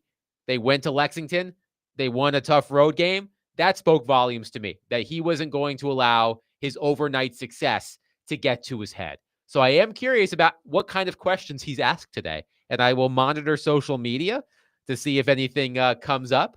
But I'm wondering how this is the biggest media opportunity he's going to have in terms of the number of people he's going to be in front of. Now, the platform with Dan Patrick, the platform with SportsCenter, those are big platforms. But he's going to be at a podium. He's going to be surrounded by a lot of reporters. I'm sure there are going to be a lot of reporters bringing up the things he said on the Bussin' with the Boys podcast about Vanderbilt ruling the state of Tennessee.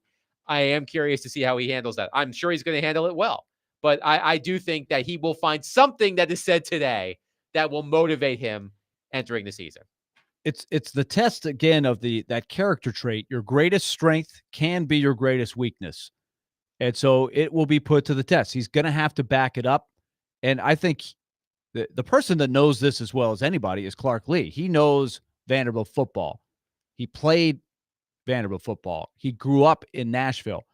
He's seen Vanderbilt teams have a little bit of success and then fall back because they fall into the traps of starting to think you're as good as everybody else. So I know Clark Lee's first thing is, how do I help Diego Pavia by putting better players around him? And that will be a big question that every year we can't answer. All of the predictions you were asking where we think Vanderbilt will be predicted this year. I think sometimes it's really hard to predict. I think what we found out since NIL is it's really tricky to figure out who's good because everybody's got all these new guys, right? You've got these recruiting classes. It used to be a little easier to project the returning starters. Here's the guys you lost. Here's the recruiting class. Here are some of the guys that have been redshirting that, were high recruits that have a chance to play. Now the formula is so different. So Vanderbilt is just like everybody else. They got a lot of new guys. I'm looking at their depth chart or projected depth chart. How far they go is going to be determined a lot by, did they make some smart adds in the transfer portal? The offensive line will be the big center that everybody circles. I think that will be the big one. And then the skill positions, wide receiver.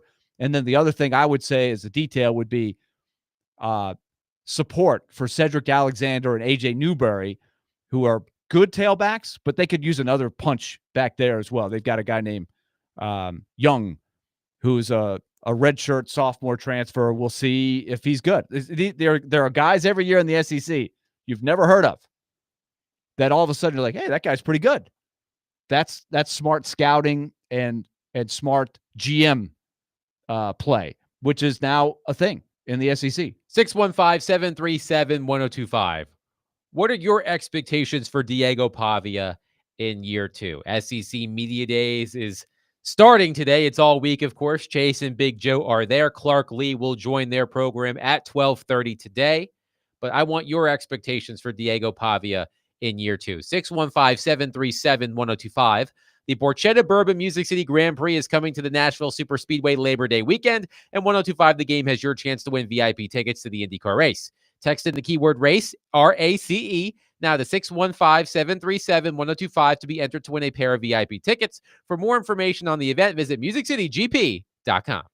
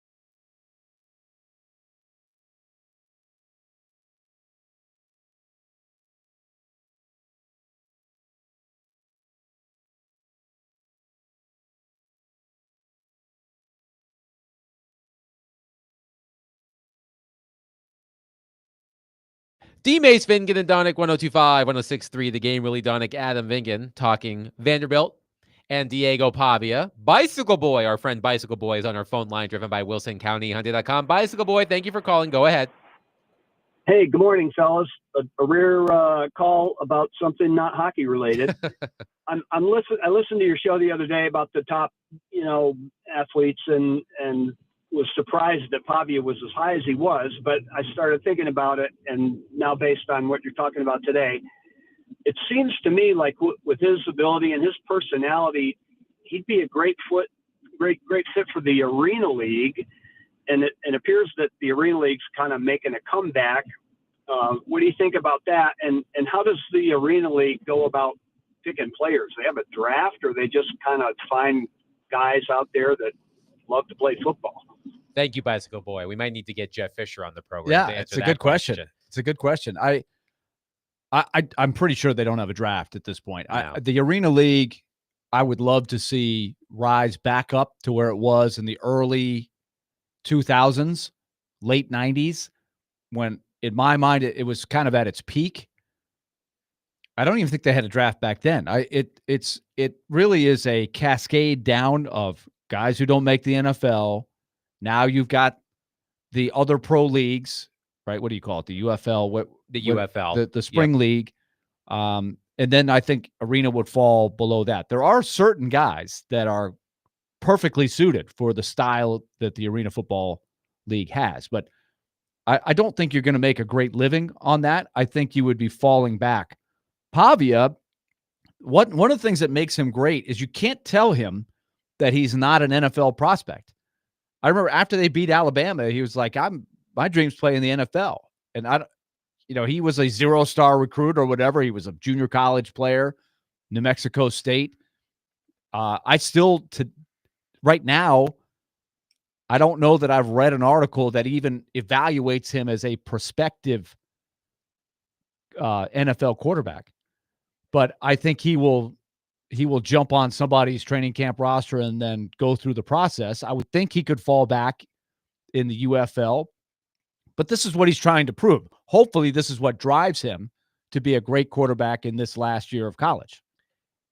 And one thing that I've been seeing a lot of ahead of SEC Media Days is a lot of rankings of the top SEC quarterbacks. On 3 is the one I have up right now by Andy Staples. And he has Diego Pavia ranked 7th among SEC quarterbacks, which I'm not entirely surprised by. The 6 ahead of him, according to Andy Staples: DJ Lagway of Florida, Garrett Nussmeier at LSU, Lenora Sellers at South Carolina, Arch Manning, and we will talk Arch Manning, I'm sure, this week. Arch Manning at Texas, John Mateer at Oklahoma, and Austin Simmons at Ole Miss. So those last two, last I checked, are not established quarterbacks in the league, right? No, John Mateer was a transfer from Washington State, and Austin Simmons played behind Jackson Dart last season at Ole Miss. And these are things that every year in the league, you have to, as a prognosticator, try to project a new starter for quarterback. That's always tough to do. I can remember the process for Carson Beck. He was pretty highly touted before he had gotten a chance to play for Georgia, and he's been okay, right? And now he's not even he's not at Georgia anymore. So Pavia, with the 1 year, I'm not surprised at that, because I think there's still going to be some, can he do it again?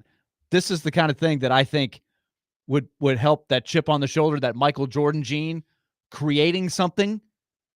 Because I think in Pavia's mind, he could probably look at that list and say, I'm better than those guys. I played in the SEC. I started in the SEC last season. I should be higher. Right. And that's fine if that's what drives you to do the work and not become complacent. We know for Jordan, it was the perfect thing for him. It's what he needed. I am really interested to hear Diego Pavia today at SEC Media Days. Vanderbilt has yet to take the stage. It appears is that Shane Beamer up there, Robbie's favorite, Shane Beamer at the podium at SEC Media Days. It is talking season after all. And he's another guy that he had a really good year last year. and he's got the quarterback back. Lenore Sellers. Sellers, I don't think anybody knew anything about Sellers. Remember the week after Vanderbilt beat Alabama, they played South Carolina. And South Carolina at the time had not had the light go on and really start playing well. And people were shocked that South Carolina probably should have beat Alabama that day. Alabama pulled a Houdini act. I don't know if I would say that. There were a lot of plays that could have swung that game where Alabama lost that game. Alabama found a way to win. But that was a day where I said to myself, the Sellers guy, never heard of him before. This guy's not bad. And then as the year went along, they started getting talked about in a playoff sense. And he's back this year. That guy is a player. That guy is a big-time player. He's coming back. I thought the game he played in Nashville against Vanderbilt was extremely impressive. So what has he got for an encore? That's a great question. I'm sure he's being asked right now. 615-737-1025. We will take your thoughts on Vanderbilt, SEC football. It is SEC Media Days after all.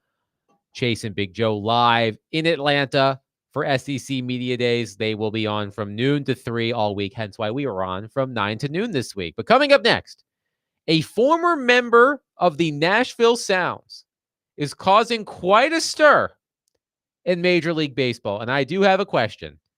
Are the Philadelphia Phillies a bunch of babies? Willie, you're biased, but I want to get into this coming up next. 615-737-1025. Willie Donick, Adam Vingan, 1025-1063 The Game.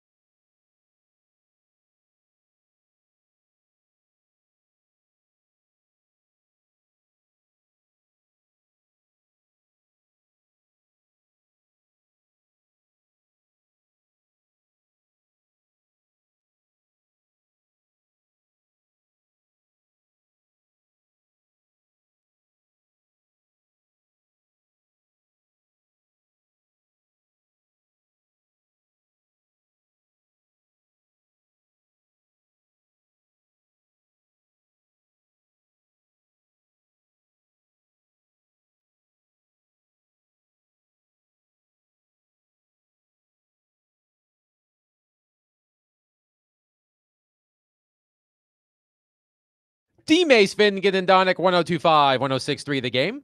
Broadcasting from the Busy Bee Plumbing, Heating, and Air Conditioning Game Nashville studios, home of the $99 yearly Beehive membership, where the buzz is always about great service, and we are presented by Bet365. Whatever the moment, it's never ordinary at Bet365. Willie Donick, Adam Vingan, and David Janes here with you. Normally, we are beginning our show at 11 o'clock, but we've been rocking and rolling since 9 a.m., We are on from 9 to noon this week. Chase and Big Joe are live at SEC Media Days in Atlanta. They will take over at noon. They will be on from noon to 3 all week long, I should say. And their coverage of SEC Media Days is sponsored by Brewhouse South. Experience Nashville's ultimate sports and brew hangout at Brewhouse South in Cool Springs. So, Willie, before the break, I asked the question, are the Philadelphia Phillies a bunch of babies? Now, I wrote that down knowing that your answer is probably going to be yes, because you hate the Philadelphia Phillies as a... Hate is such a strong word, Adam. Strongly dislike. But you really, really, really don't like them? They are an arch rival of the Metropolitans, my team. You don't care for the Philadelphia No, Phillies. I do not care for them. You do not care for the Philadelphia Phillies. But multiple Phillies players ripped Major League Baseball yesterday. To add, former Nashville Sounds pitcher Jacob Mizorowski to the National League All-Star roster, also known as The Miz, as we keep the wrestling adjacent things going here, also known as The Miz. And so that I don't trip over his last name, I'm going to refer to him as Miz for the rest of this segment. So Miz was a member of the Nashville Sounds a month ago. He's played in 5 Major League games, and he is now a member of the National League All-Star team, replacing Cubs pitcher Matthew Boyd. Now, if you recall, 1 year ago, Paul Skeens made the National League All-Star team, having appeared in just 11 games, which at the time was a Major League record for the fewest career games before an All-Star selection. The Miz has knocked that record out of the park. It's not even close. Miz has appeared in 5 Major League games, and the Phillies are pissed. Trey Turner told The Athletic, quote, "What a joke. That's effing terrible. I mean, that's terrible, dude." Nick Castellanos said, quote, "It's turning into the Savannah Bananas." That was his thought. Now those are strong words. Those are strong words. What a shot at the Bananas. Absolutely. Is it Castellanos or Castellanos? Castellanos. Castellanos. Castellanos. Yeah. Okay, I just wanted to make sure. Castellanos also told The Athletic, Major League Baseball is really just focusing on the most marketable players. So the fact that they can have somebody in the game that is going to basically blow out one inning and throw 103, 104, they're going to get more eyeballs on baseball. They're going to think it's getting more popular. Trey Turner said, "It's not the All-Star game in the sense that the best players go there or people who have had the best season. It's whoever sells the most tickets or has been put on social media the most. That's essentially what it's turned into." So let me ask you that question again, Willie Donick. Are the Philadelphia Phillies a bunch of big babies, or are you siding with your favorite team's arch rivals in this conversation? I do have a very, very big problem with Mizorowski making the All-Star team. You cannot make the All-Star team in 5 games. That is a joke. It is a joke. I agree 100% with Trey Turner. 5 games and you're an All-Star? That makes no sense, because it's not like just the Phillies pitchers would have been sensible replacements. There's pitchers all over the National League that would be more worthy of a guy who pitched 5 games. Skeens isn't even a good comparison. 11 games, 11 starts is way, way different than 5. And Mizorowski, he had to leave one of his starts, his first start, early due to injury. One of the starts, he got beat by the Mets, didn't pitch very much, gave up a couple of home runs, including a grand slam. So it's not like he's got 5 lights-out starts and he's 5-0 like Fernando Valenzuela was, coming out of the gates in 1981. This is so mystifying. It's not his fault, right? So we shouldn't blame him for the backlash. It's not his fault that they named him to the All-Star team. But 5 games is absurd. So I agree with the Phillies there. Now, here's the problem I have with the Phillies. And I think Turner, Castellanos, Schwarber, they're stepping up there for their teammates. They want their teammates to know that they've got their back. And the Phillies are a good team, and usually good teams have more than one All-Star. But there are circumstances. One of the big issues that the All-Star game deals with is pitchers who pitch on Saturday or Sunday, and they tell everybody they want their cake and eat it too. They want to be on the team, and they want to be considered an All-Star. They want to get the fanfare for being named an All-Star, but they say, I can't pitch in the game. I can't pitch 1 inning in the game. This is a big problem that back in the day, and here I'm the old guy now, back in the day, you didn't hear that very much. You might on occasion say, oh boy, I'm okay if my guy doesn't pitch. But for a long time, it was just understood. If you pitch Friday or Saturday, it didn't matter. You get a chance to pitch in the All-Star game, you're going to pitch. Very few pitchers even asked to pitch more than an inning now.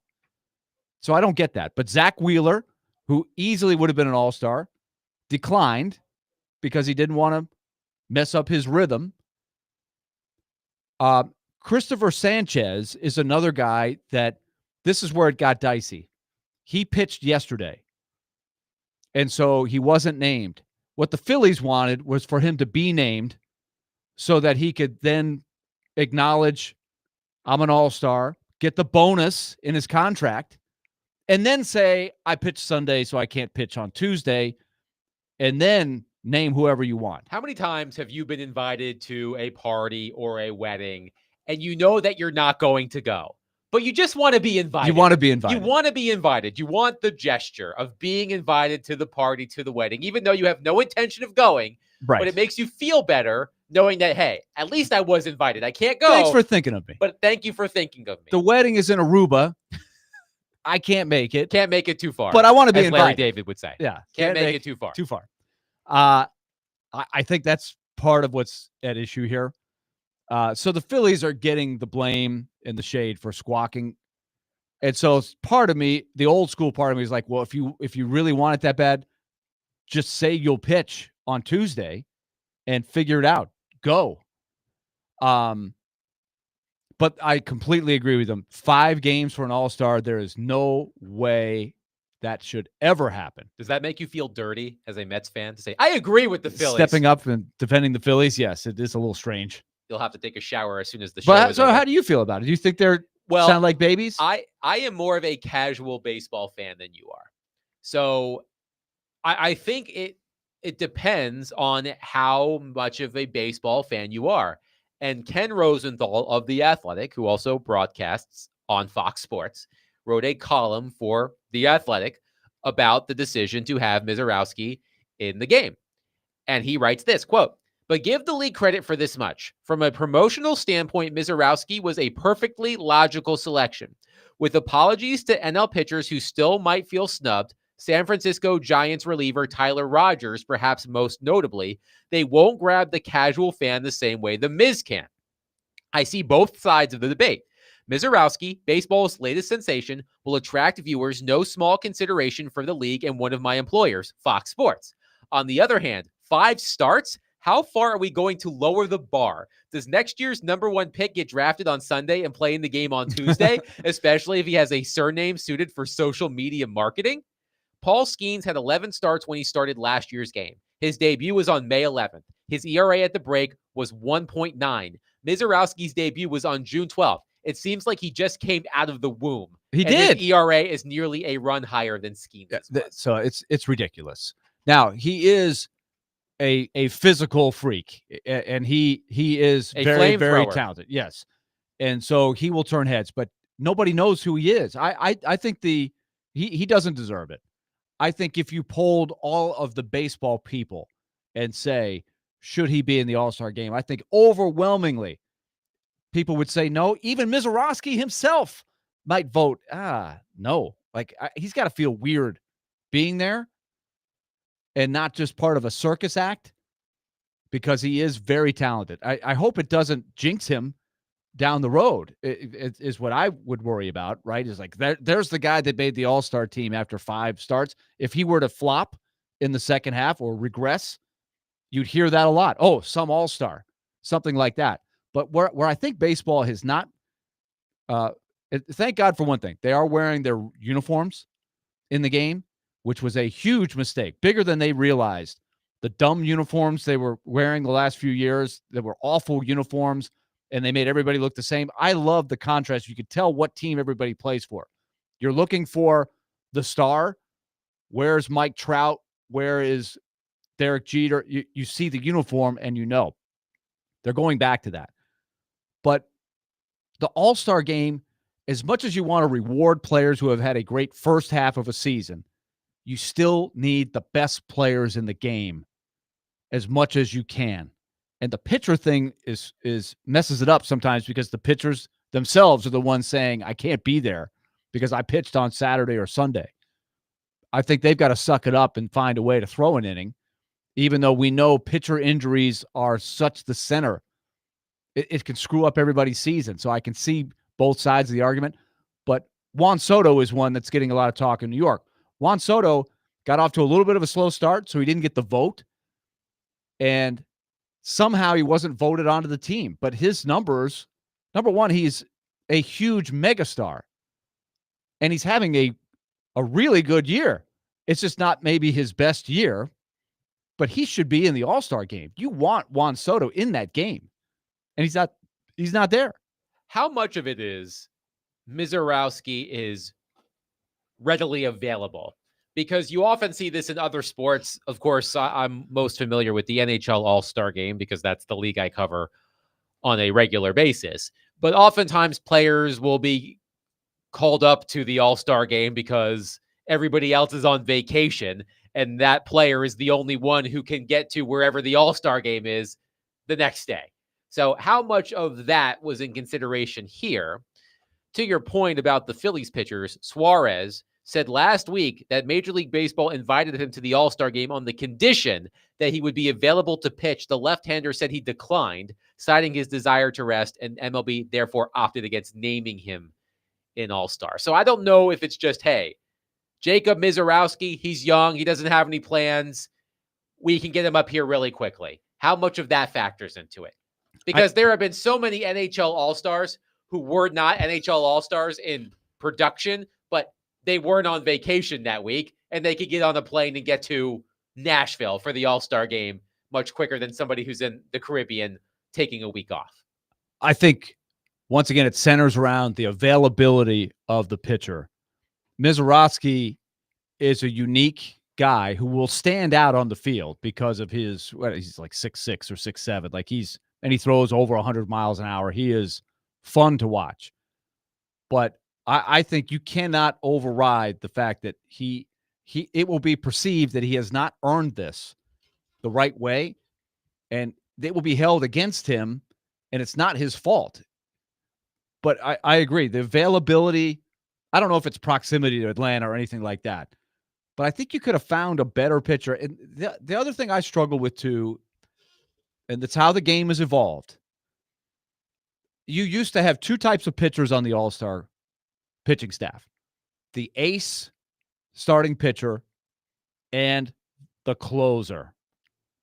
And there was no in between. Now, and Ken Rosenthal mentioned one of the guys that's had a great year, but he's a middle reliever. Tyler Rogers. And last year, I think the Phillies had 2 or 3 of these guys make the team. I don't think people go to the All-Star game wanting to see the middle reliever, even though that's a very important spot now because pitchers don't go deep into the games. And those guys who consistently are giving you an inning or 2 every other day to get you from the starter to the closer are essential to winning a World Series. But those guys aren't stars. They're not. Nobody wants to see Tyler Rogers pitch. That's where, if it's him or Mizorowski, I could see the marketing guy say, well, let's get Mizorowski. But they have crossed the line in qualifications for a guy that's pitched 5 games. There's got to be other guys, but I'm sure they got into a pinch because Wheeler Sanchez, who are two guys that absolutely fit the bill as all-stars for a good team in the Phillies, they basically said, I can't pitch in the game on Tuesday. And the other question is, have all-star games lost their luster? Yes. In the sense that in the NFL, being named a Pro Bowler today means nothing compared to what being a Pro Bowler used to be. Do athletes care about the distinction of being an all-star the same way they used to in a different era? I think they care. I think a baseball player wants to be able to say when his career is over, 10-time All-Star, 5-time All-Star, 2-time All-Star. There's a lot of 1-time All-Stars, but every year you make it is a notch on your belt. They want that distinction. And I still think the baseball All-Star game is the one All-Star game that still has a chance to matter, but they've lost a lot of the luster because of some of these things that are in their control. The popularity of the game itself is still waning, right? They've got an older fan base, et cetera. The attendance is great. The worldwide popularity of the sport is growing internationally. They're financially on solid ground. The labor piece is there. You can't use that as an excuse. If you're still walking around going, well, I'll never watch another baseball game. Since the strike in 1994, I haven't watched a single baseball game. There's still a small group of those people out there. But I think the product is really good. But the All-Star game could be better. It's not. I come away so disappointed because I'm one of those guys. Give me the All-Star game over the Home Run Derby anytime. I don't like the Home Run Derby. I don't. And my son is driving to the Home Run Derby tonight with a buddy of his. He wants to go. It's in Atlanta. I would not do that. I would drive and go see the All-Star game under the right circumstances. I love watching the All-Star game. But so many years, I'm like, it's not a great game. I want to see a great All-Star game with the best players in the game. And am I old school? Yeah, but it used to be a bigger thing. And the way baseball is played, you can play a real baseball game. You can't play a real hockey game for an All-Star game. You can't play a real football game for the Pro Bowl.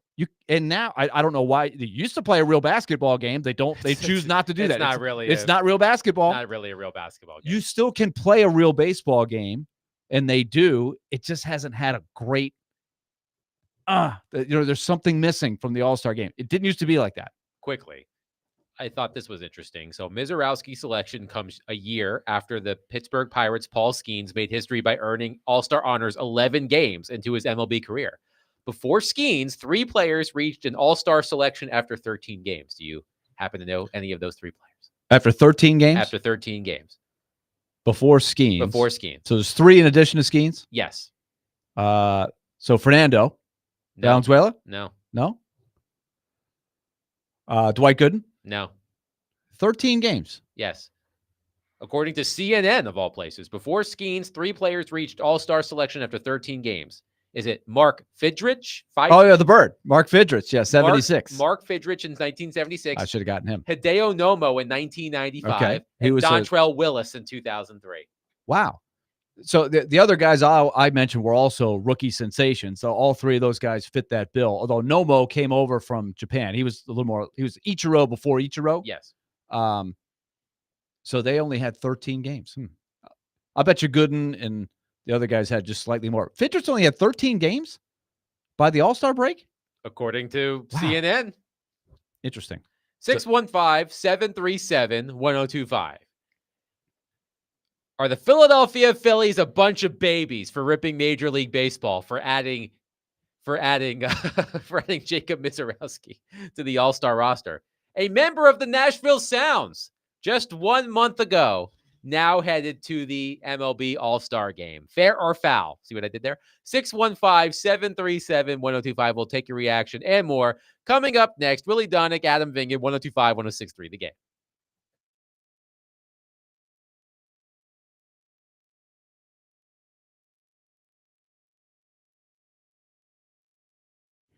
All right, and it's almost time to officially start the new season of Take It to the Bank through our friends at F&M Bank, banking made easy on purpose. They have done such a great job. I hope for a lot of you that love to listen to our show every day, you've discovered F&M Bank over the last few years since they started their sponsorship of our Take It to the Bank segment. 20 locations in our listening area, probably one in your backyard. If you haven't discovered them yet, go to their website, myfmbank.com. That's myfmbank.com, and find the nearest location to you. Mount Juliet, Springfield, Murfreesboro, Nashville, Hopkinsville, Kentucky, 6 locations in Clarksville.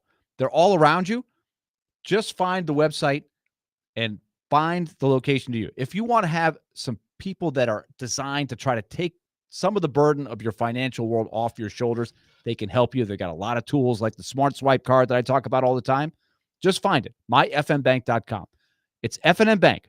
The new season of Take It to the Bank is just a few weeks away, and we do it every Friday at 1:45. F&M Bank, member FDIC.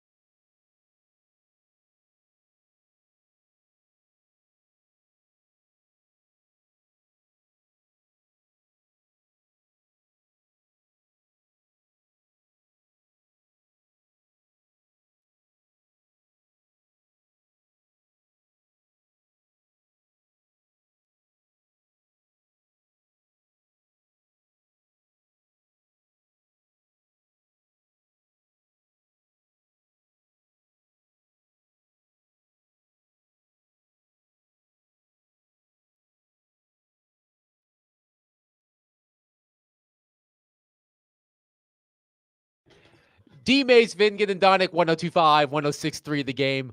Diego Pavia at SEC Media Days. Looks like he's wearing a tuxedo and a black bow tie on. Looking sharp. Didn't see if there was a cummerbund. How often have you worn a cummerbund in your life? More than once. Probably less than 15. It seems like a rather useless accessory. Especially if you go with the suspenders. I can say I've never worn suspenders. Never? No. Or the, yeah, I agree. It's kind of, the vest. If you go with the vest, you probably don't need the cummerbund, right? Yeah, that's overkill. But Diego Pavia looking sharp. Is he going with the cummerbund? I did not see a cummerbund, but he was wearing what looked like a tuxedo. He did have a black bow tie on. So Diego Pavia. He had also like a chain around the front of outside of his shirt with the suit. Can't wait to hear what Diego Pavia has to say. Vanderbilt Day at SEC Media Days. Once again, our coverage of SEC Media Days is being sponsored by Brewhouse South.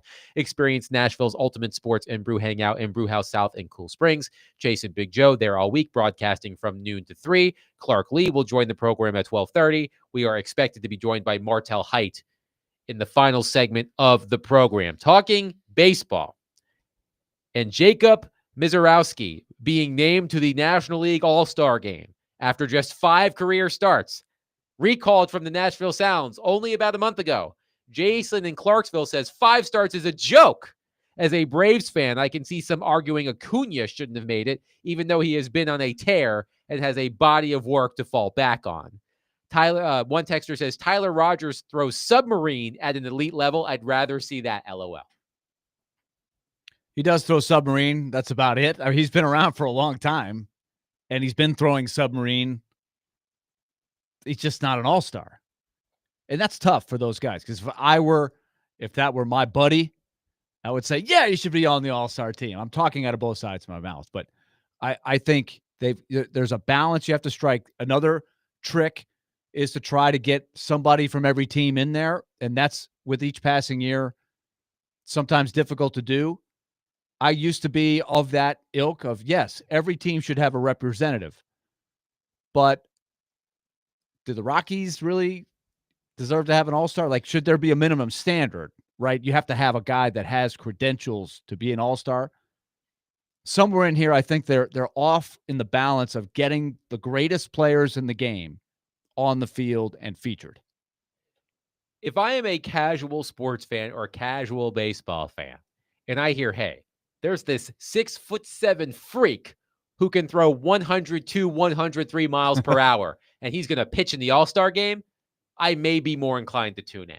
So I understand as Ken Rosenthal, look, he broadcasts the game as part of Fox Sports. He writes for The Athletic as well. He understands that it's a business, and Jacob Mizorowski probably gets more people like me who don't watch baseball on a daily basis to turn on the TV to watch the All-Star game to see, again, this athletic freak versus Tyler Rogers, who may be more deserving of an All-Star nomination, but doesn't move the needle the same way a 23-year-old flamethrower does. It's a dilemma because, unfortunately, with the pitchers themselves, there's too many pitchers that are all-star caliber that are crossed off the list because of injury or they pitched Saturday or Sunday. That does create this dilemma. And the guys a lot of times who are most readily available are the Tyler Rogers guys who are pitching 2 of every 4 days anyway. So they could pitch Sunday and pitch Tuesday. It's no problem. So that's who's available. And I have to say, I would probably rather watch Mizorowski than Tyler Rogers. But Tyler Rogers is more deserving than Mizorowski. If Mizorowski had pitched 8 or 9, I could see it. 5 is too little. 5 is too little. And again, I know that I am comparing sports here, and it's not a perfect comparison, but our friend Derek Mason has appeared in did appear in 2 Pro Bowls. He was named to 2 Pro Bowls in his career. Derek Mason being named to 2 Pro Bowls in the 90s and 2000s is different than a player being named to the Pro Bowl this past season, because the Pro Bowl has taken on a different meaning. Like, I don't hold up, this person is a 5-time Pro Bowler, the same way I would have 10, 15, 20 years ago. But as you said, baseball, it's a little bit different.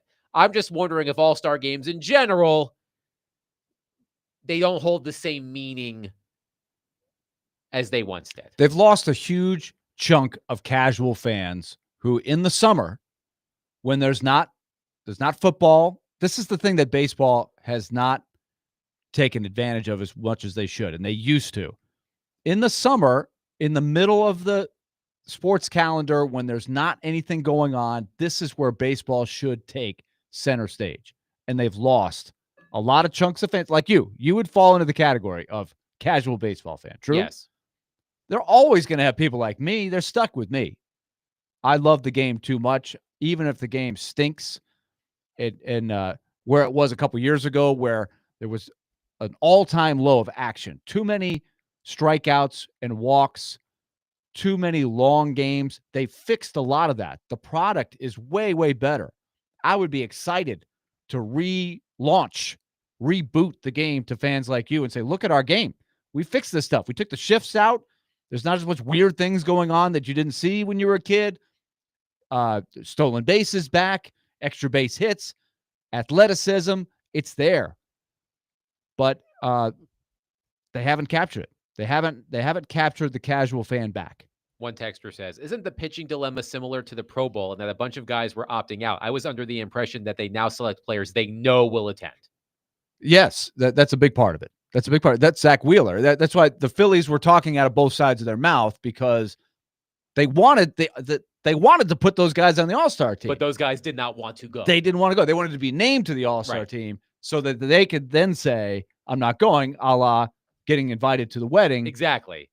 We've all been there. With no intention of going to the wedding. But you want to be invited. So Right. you can say, sorry, I can't come. It's an acknowledgement. You want the acknowledgement. I've been invited to the wedding. I have no intention of going, but you were thinking of me. I was important enough to be on your guest list. However, I will not attend. That's basically what was happening with the Philadelphia Phillies. Caleb on our text line, a Titans note. Titans need to trade for Juwan Jennings today after that report just came out. So it has been reported by multiple outlets that San Francisco 49ers wide receiver Juwan Jennings, who happened to attend which university, Willie Donick? Juwan Jennings attended the University of Tennessee. He sure did. He is Ravenwood High School. He wants a new Blackman contract. High School. Oh, sorry. What was it? Blackman High School. Yep. Blackman High School. My bad. He wants a new contract. Sorry to the Ravens and the Blackman Blaze, if you will. Juwan Jennings. Both newer high schools that I get Exactly. confused. They're the new Newish. ones. Yeah. Juwan Jennings wants a new contract or a trade from the San Francisco 49ers. He is slated to count roughly $4.3 million against the cap in the final year of a 2-year, $15.39 million extension he signed last offseason. He is not expected to be a training camp holdout, but he is not expected to be happy either, as the 49ers saw last summer with Brandon Ayuk. Jennings is coming off an NFL best season, career highs with 77 receptions, 975 yards, and 6 touchdowns. Okay. So, Well, let me ask you this. We had Tehran on. we did. I figured we would get a text like this. Yes. Were you a little surprised that Tehran underplayed Jennings? Basically, Tehran's take was that Jennings is Nick Westbrook-Akine. a good receiver, but a role player that is much more replaceable, that isn't worth giving up an asset to get. I lean his way, but I was a little surprised. I was too. I don't know what Jennings's value is. Like I can't put a figure on what it would take to acquire him. He basically said he has benefited from the system that the 49ers run. He's a good fit. But if you take him outside of that and expect him to be more than he is, and many teams have made this mistake before with wide receivers, right? Thinking that they're going to have the same stats for your team and you're paying him more than his old team.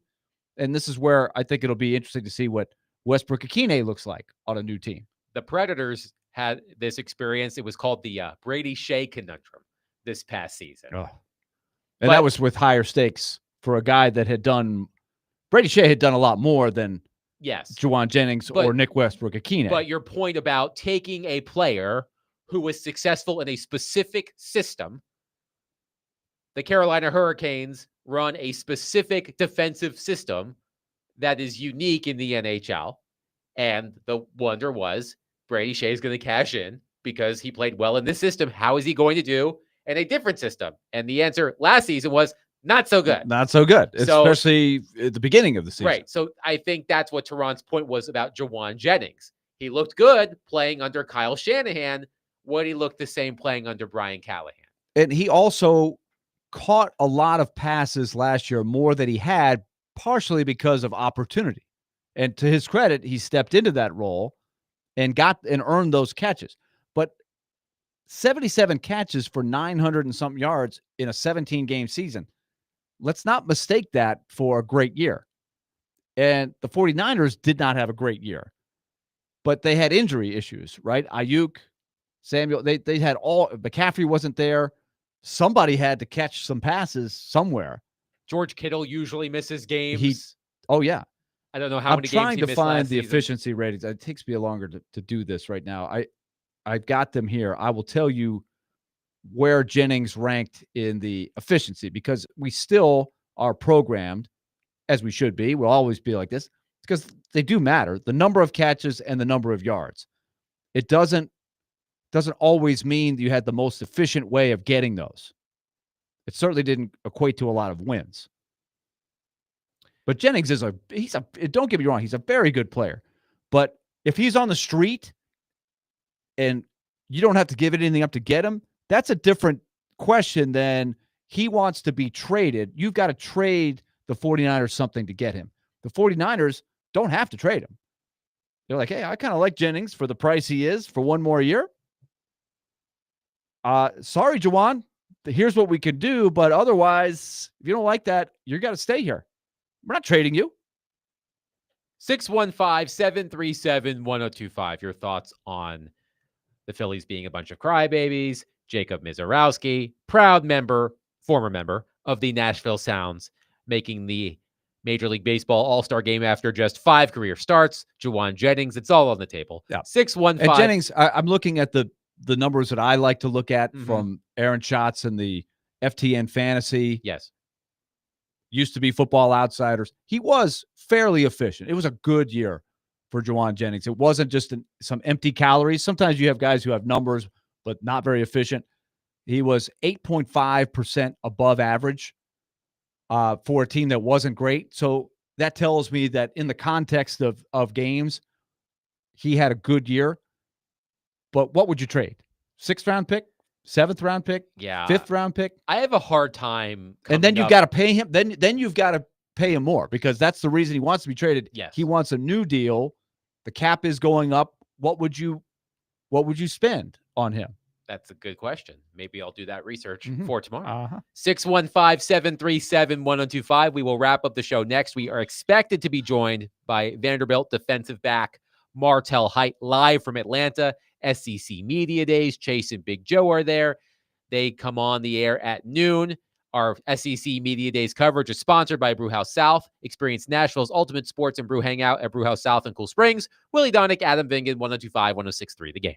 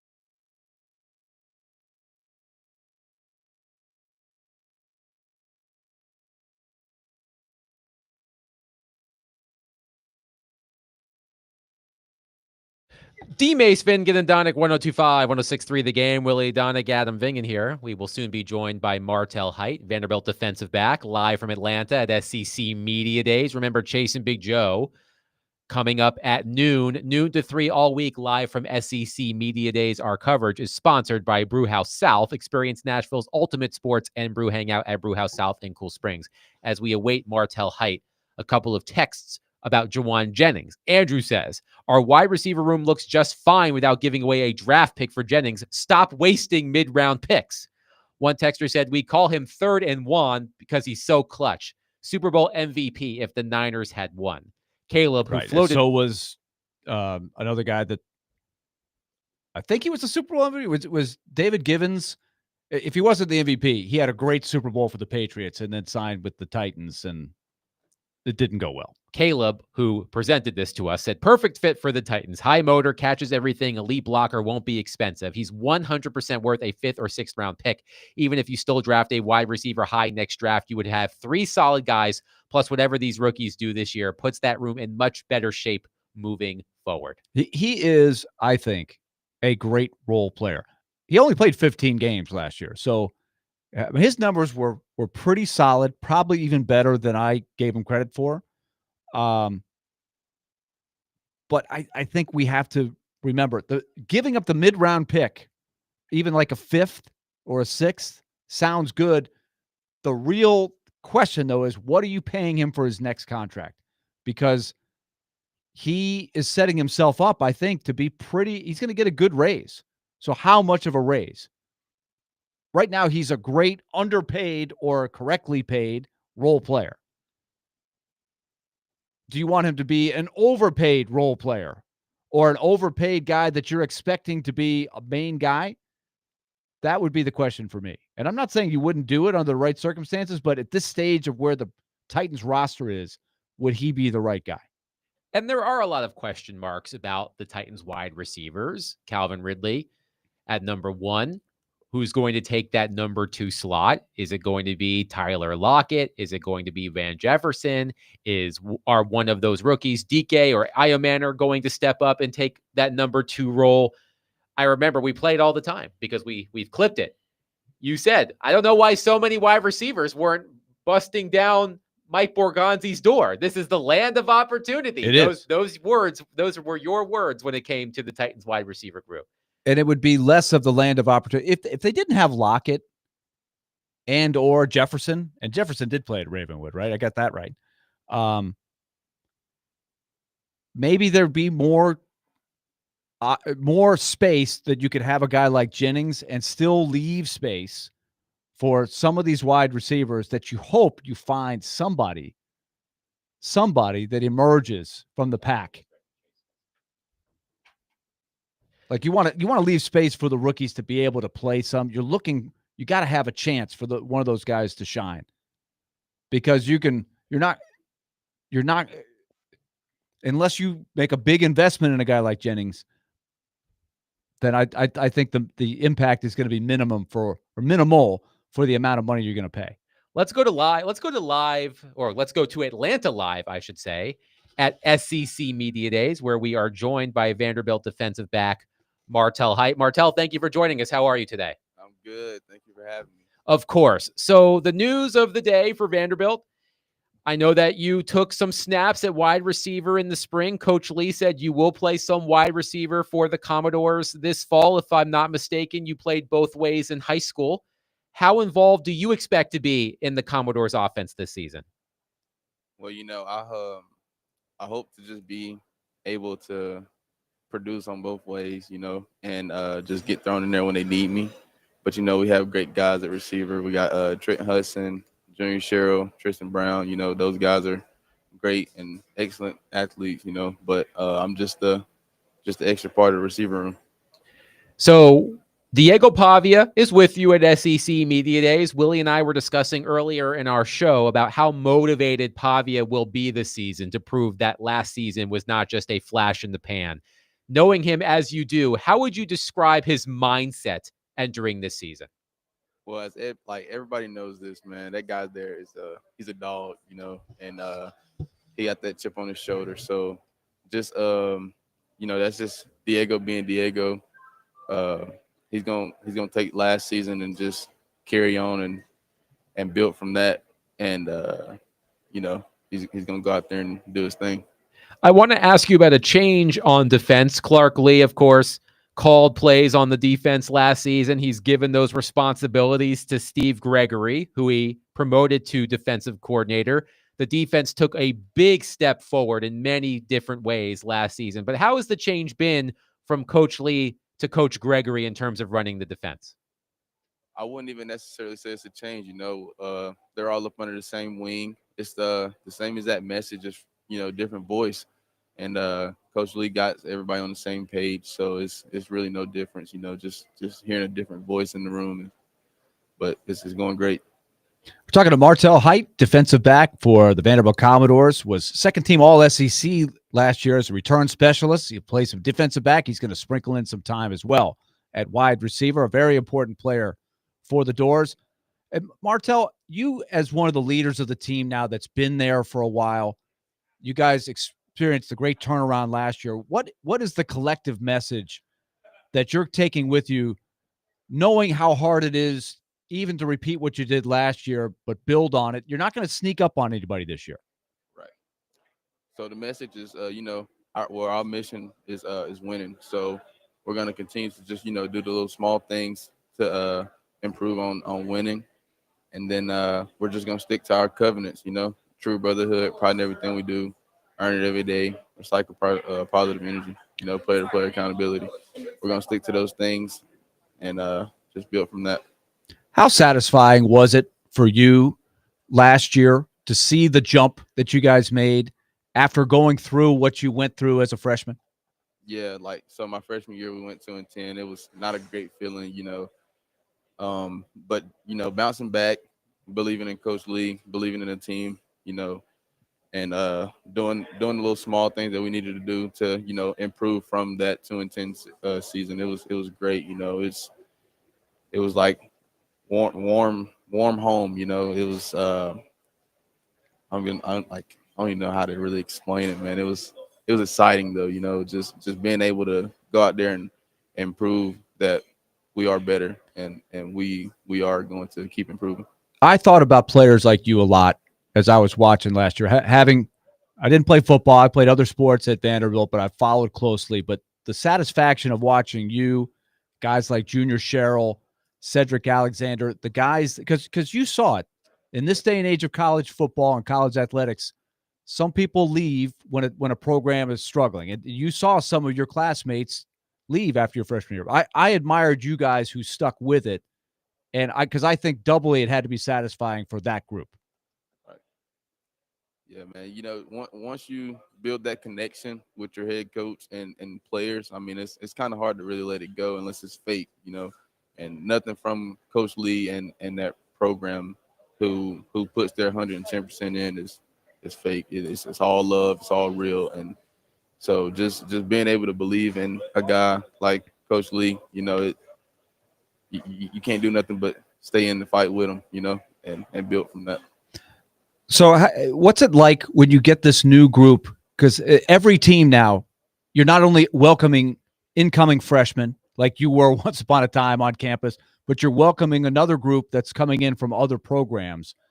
How do you, as a guy that's been there longer than a lot of them, help acclimate everybody? What's that process like?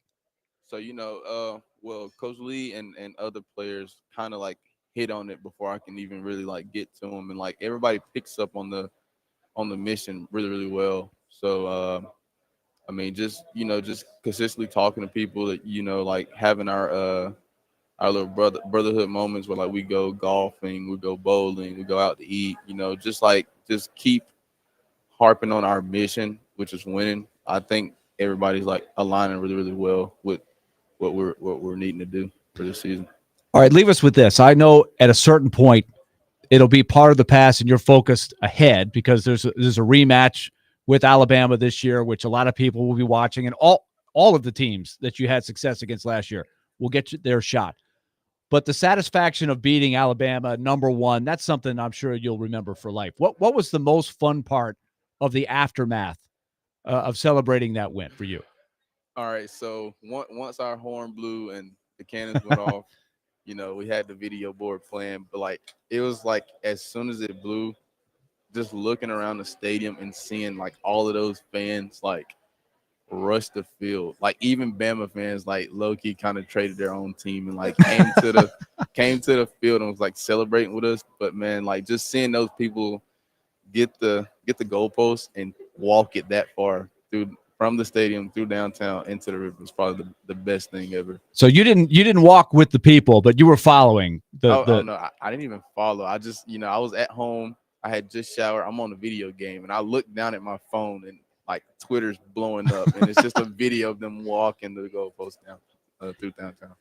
Vanderbilt defensive back Martel Height joining us on D. Mace, Vingan, and Donick live from SEC Media Days in Atlanta. Martel, thank you so much for your time. Enjoy the festivities, and good luck at the start of the season. Thank y'all. Of course. That'll do it for us today. We will be back on again 9 a.m. to noon tomorrow through Friday. Chase and Big Joe will be anchoring our coverage live from SEC Media Days, sponsored by Brewhouse South. They will take it from here. They will have Diego Pavia and Clark Lee on the program today. Clark Lee at 12:30. Don't know the exact time for Diego Pavia, but Chase will tell you in just a couple of minutes. But Jason Big Joe coming up next on behalf of Derek. Be loved. Love on your people. Have a wonderful start to your week. We'll talk to you tomorrow at 9 a.m. Peace.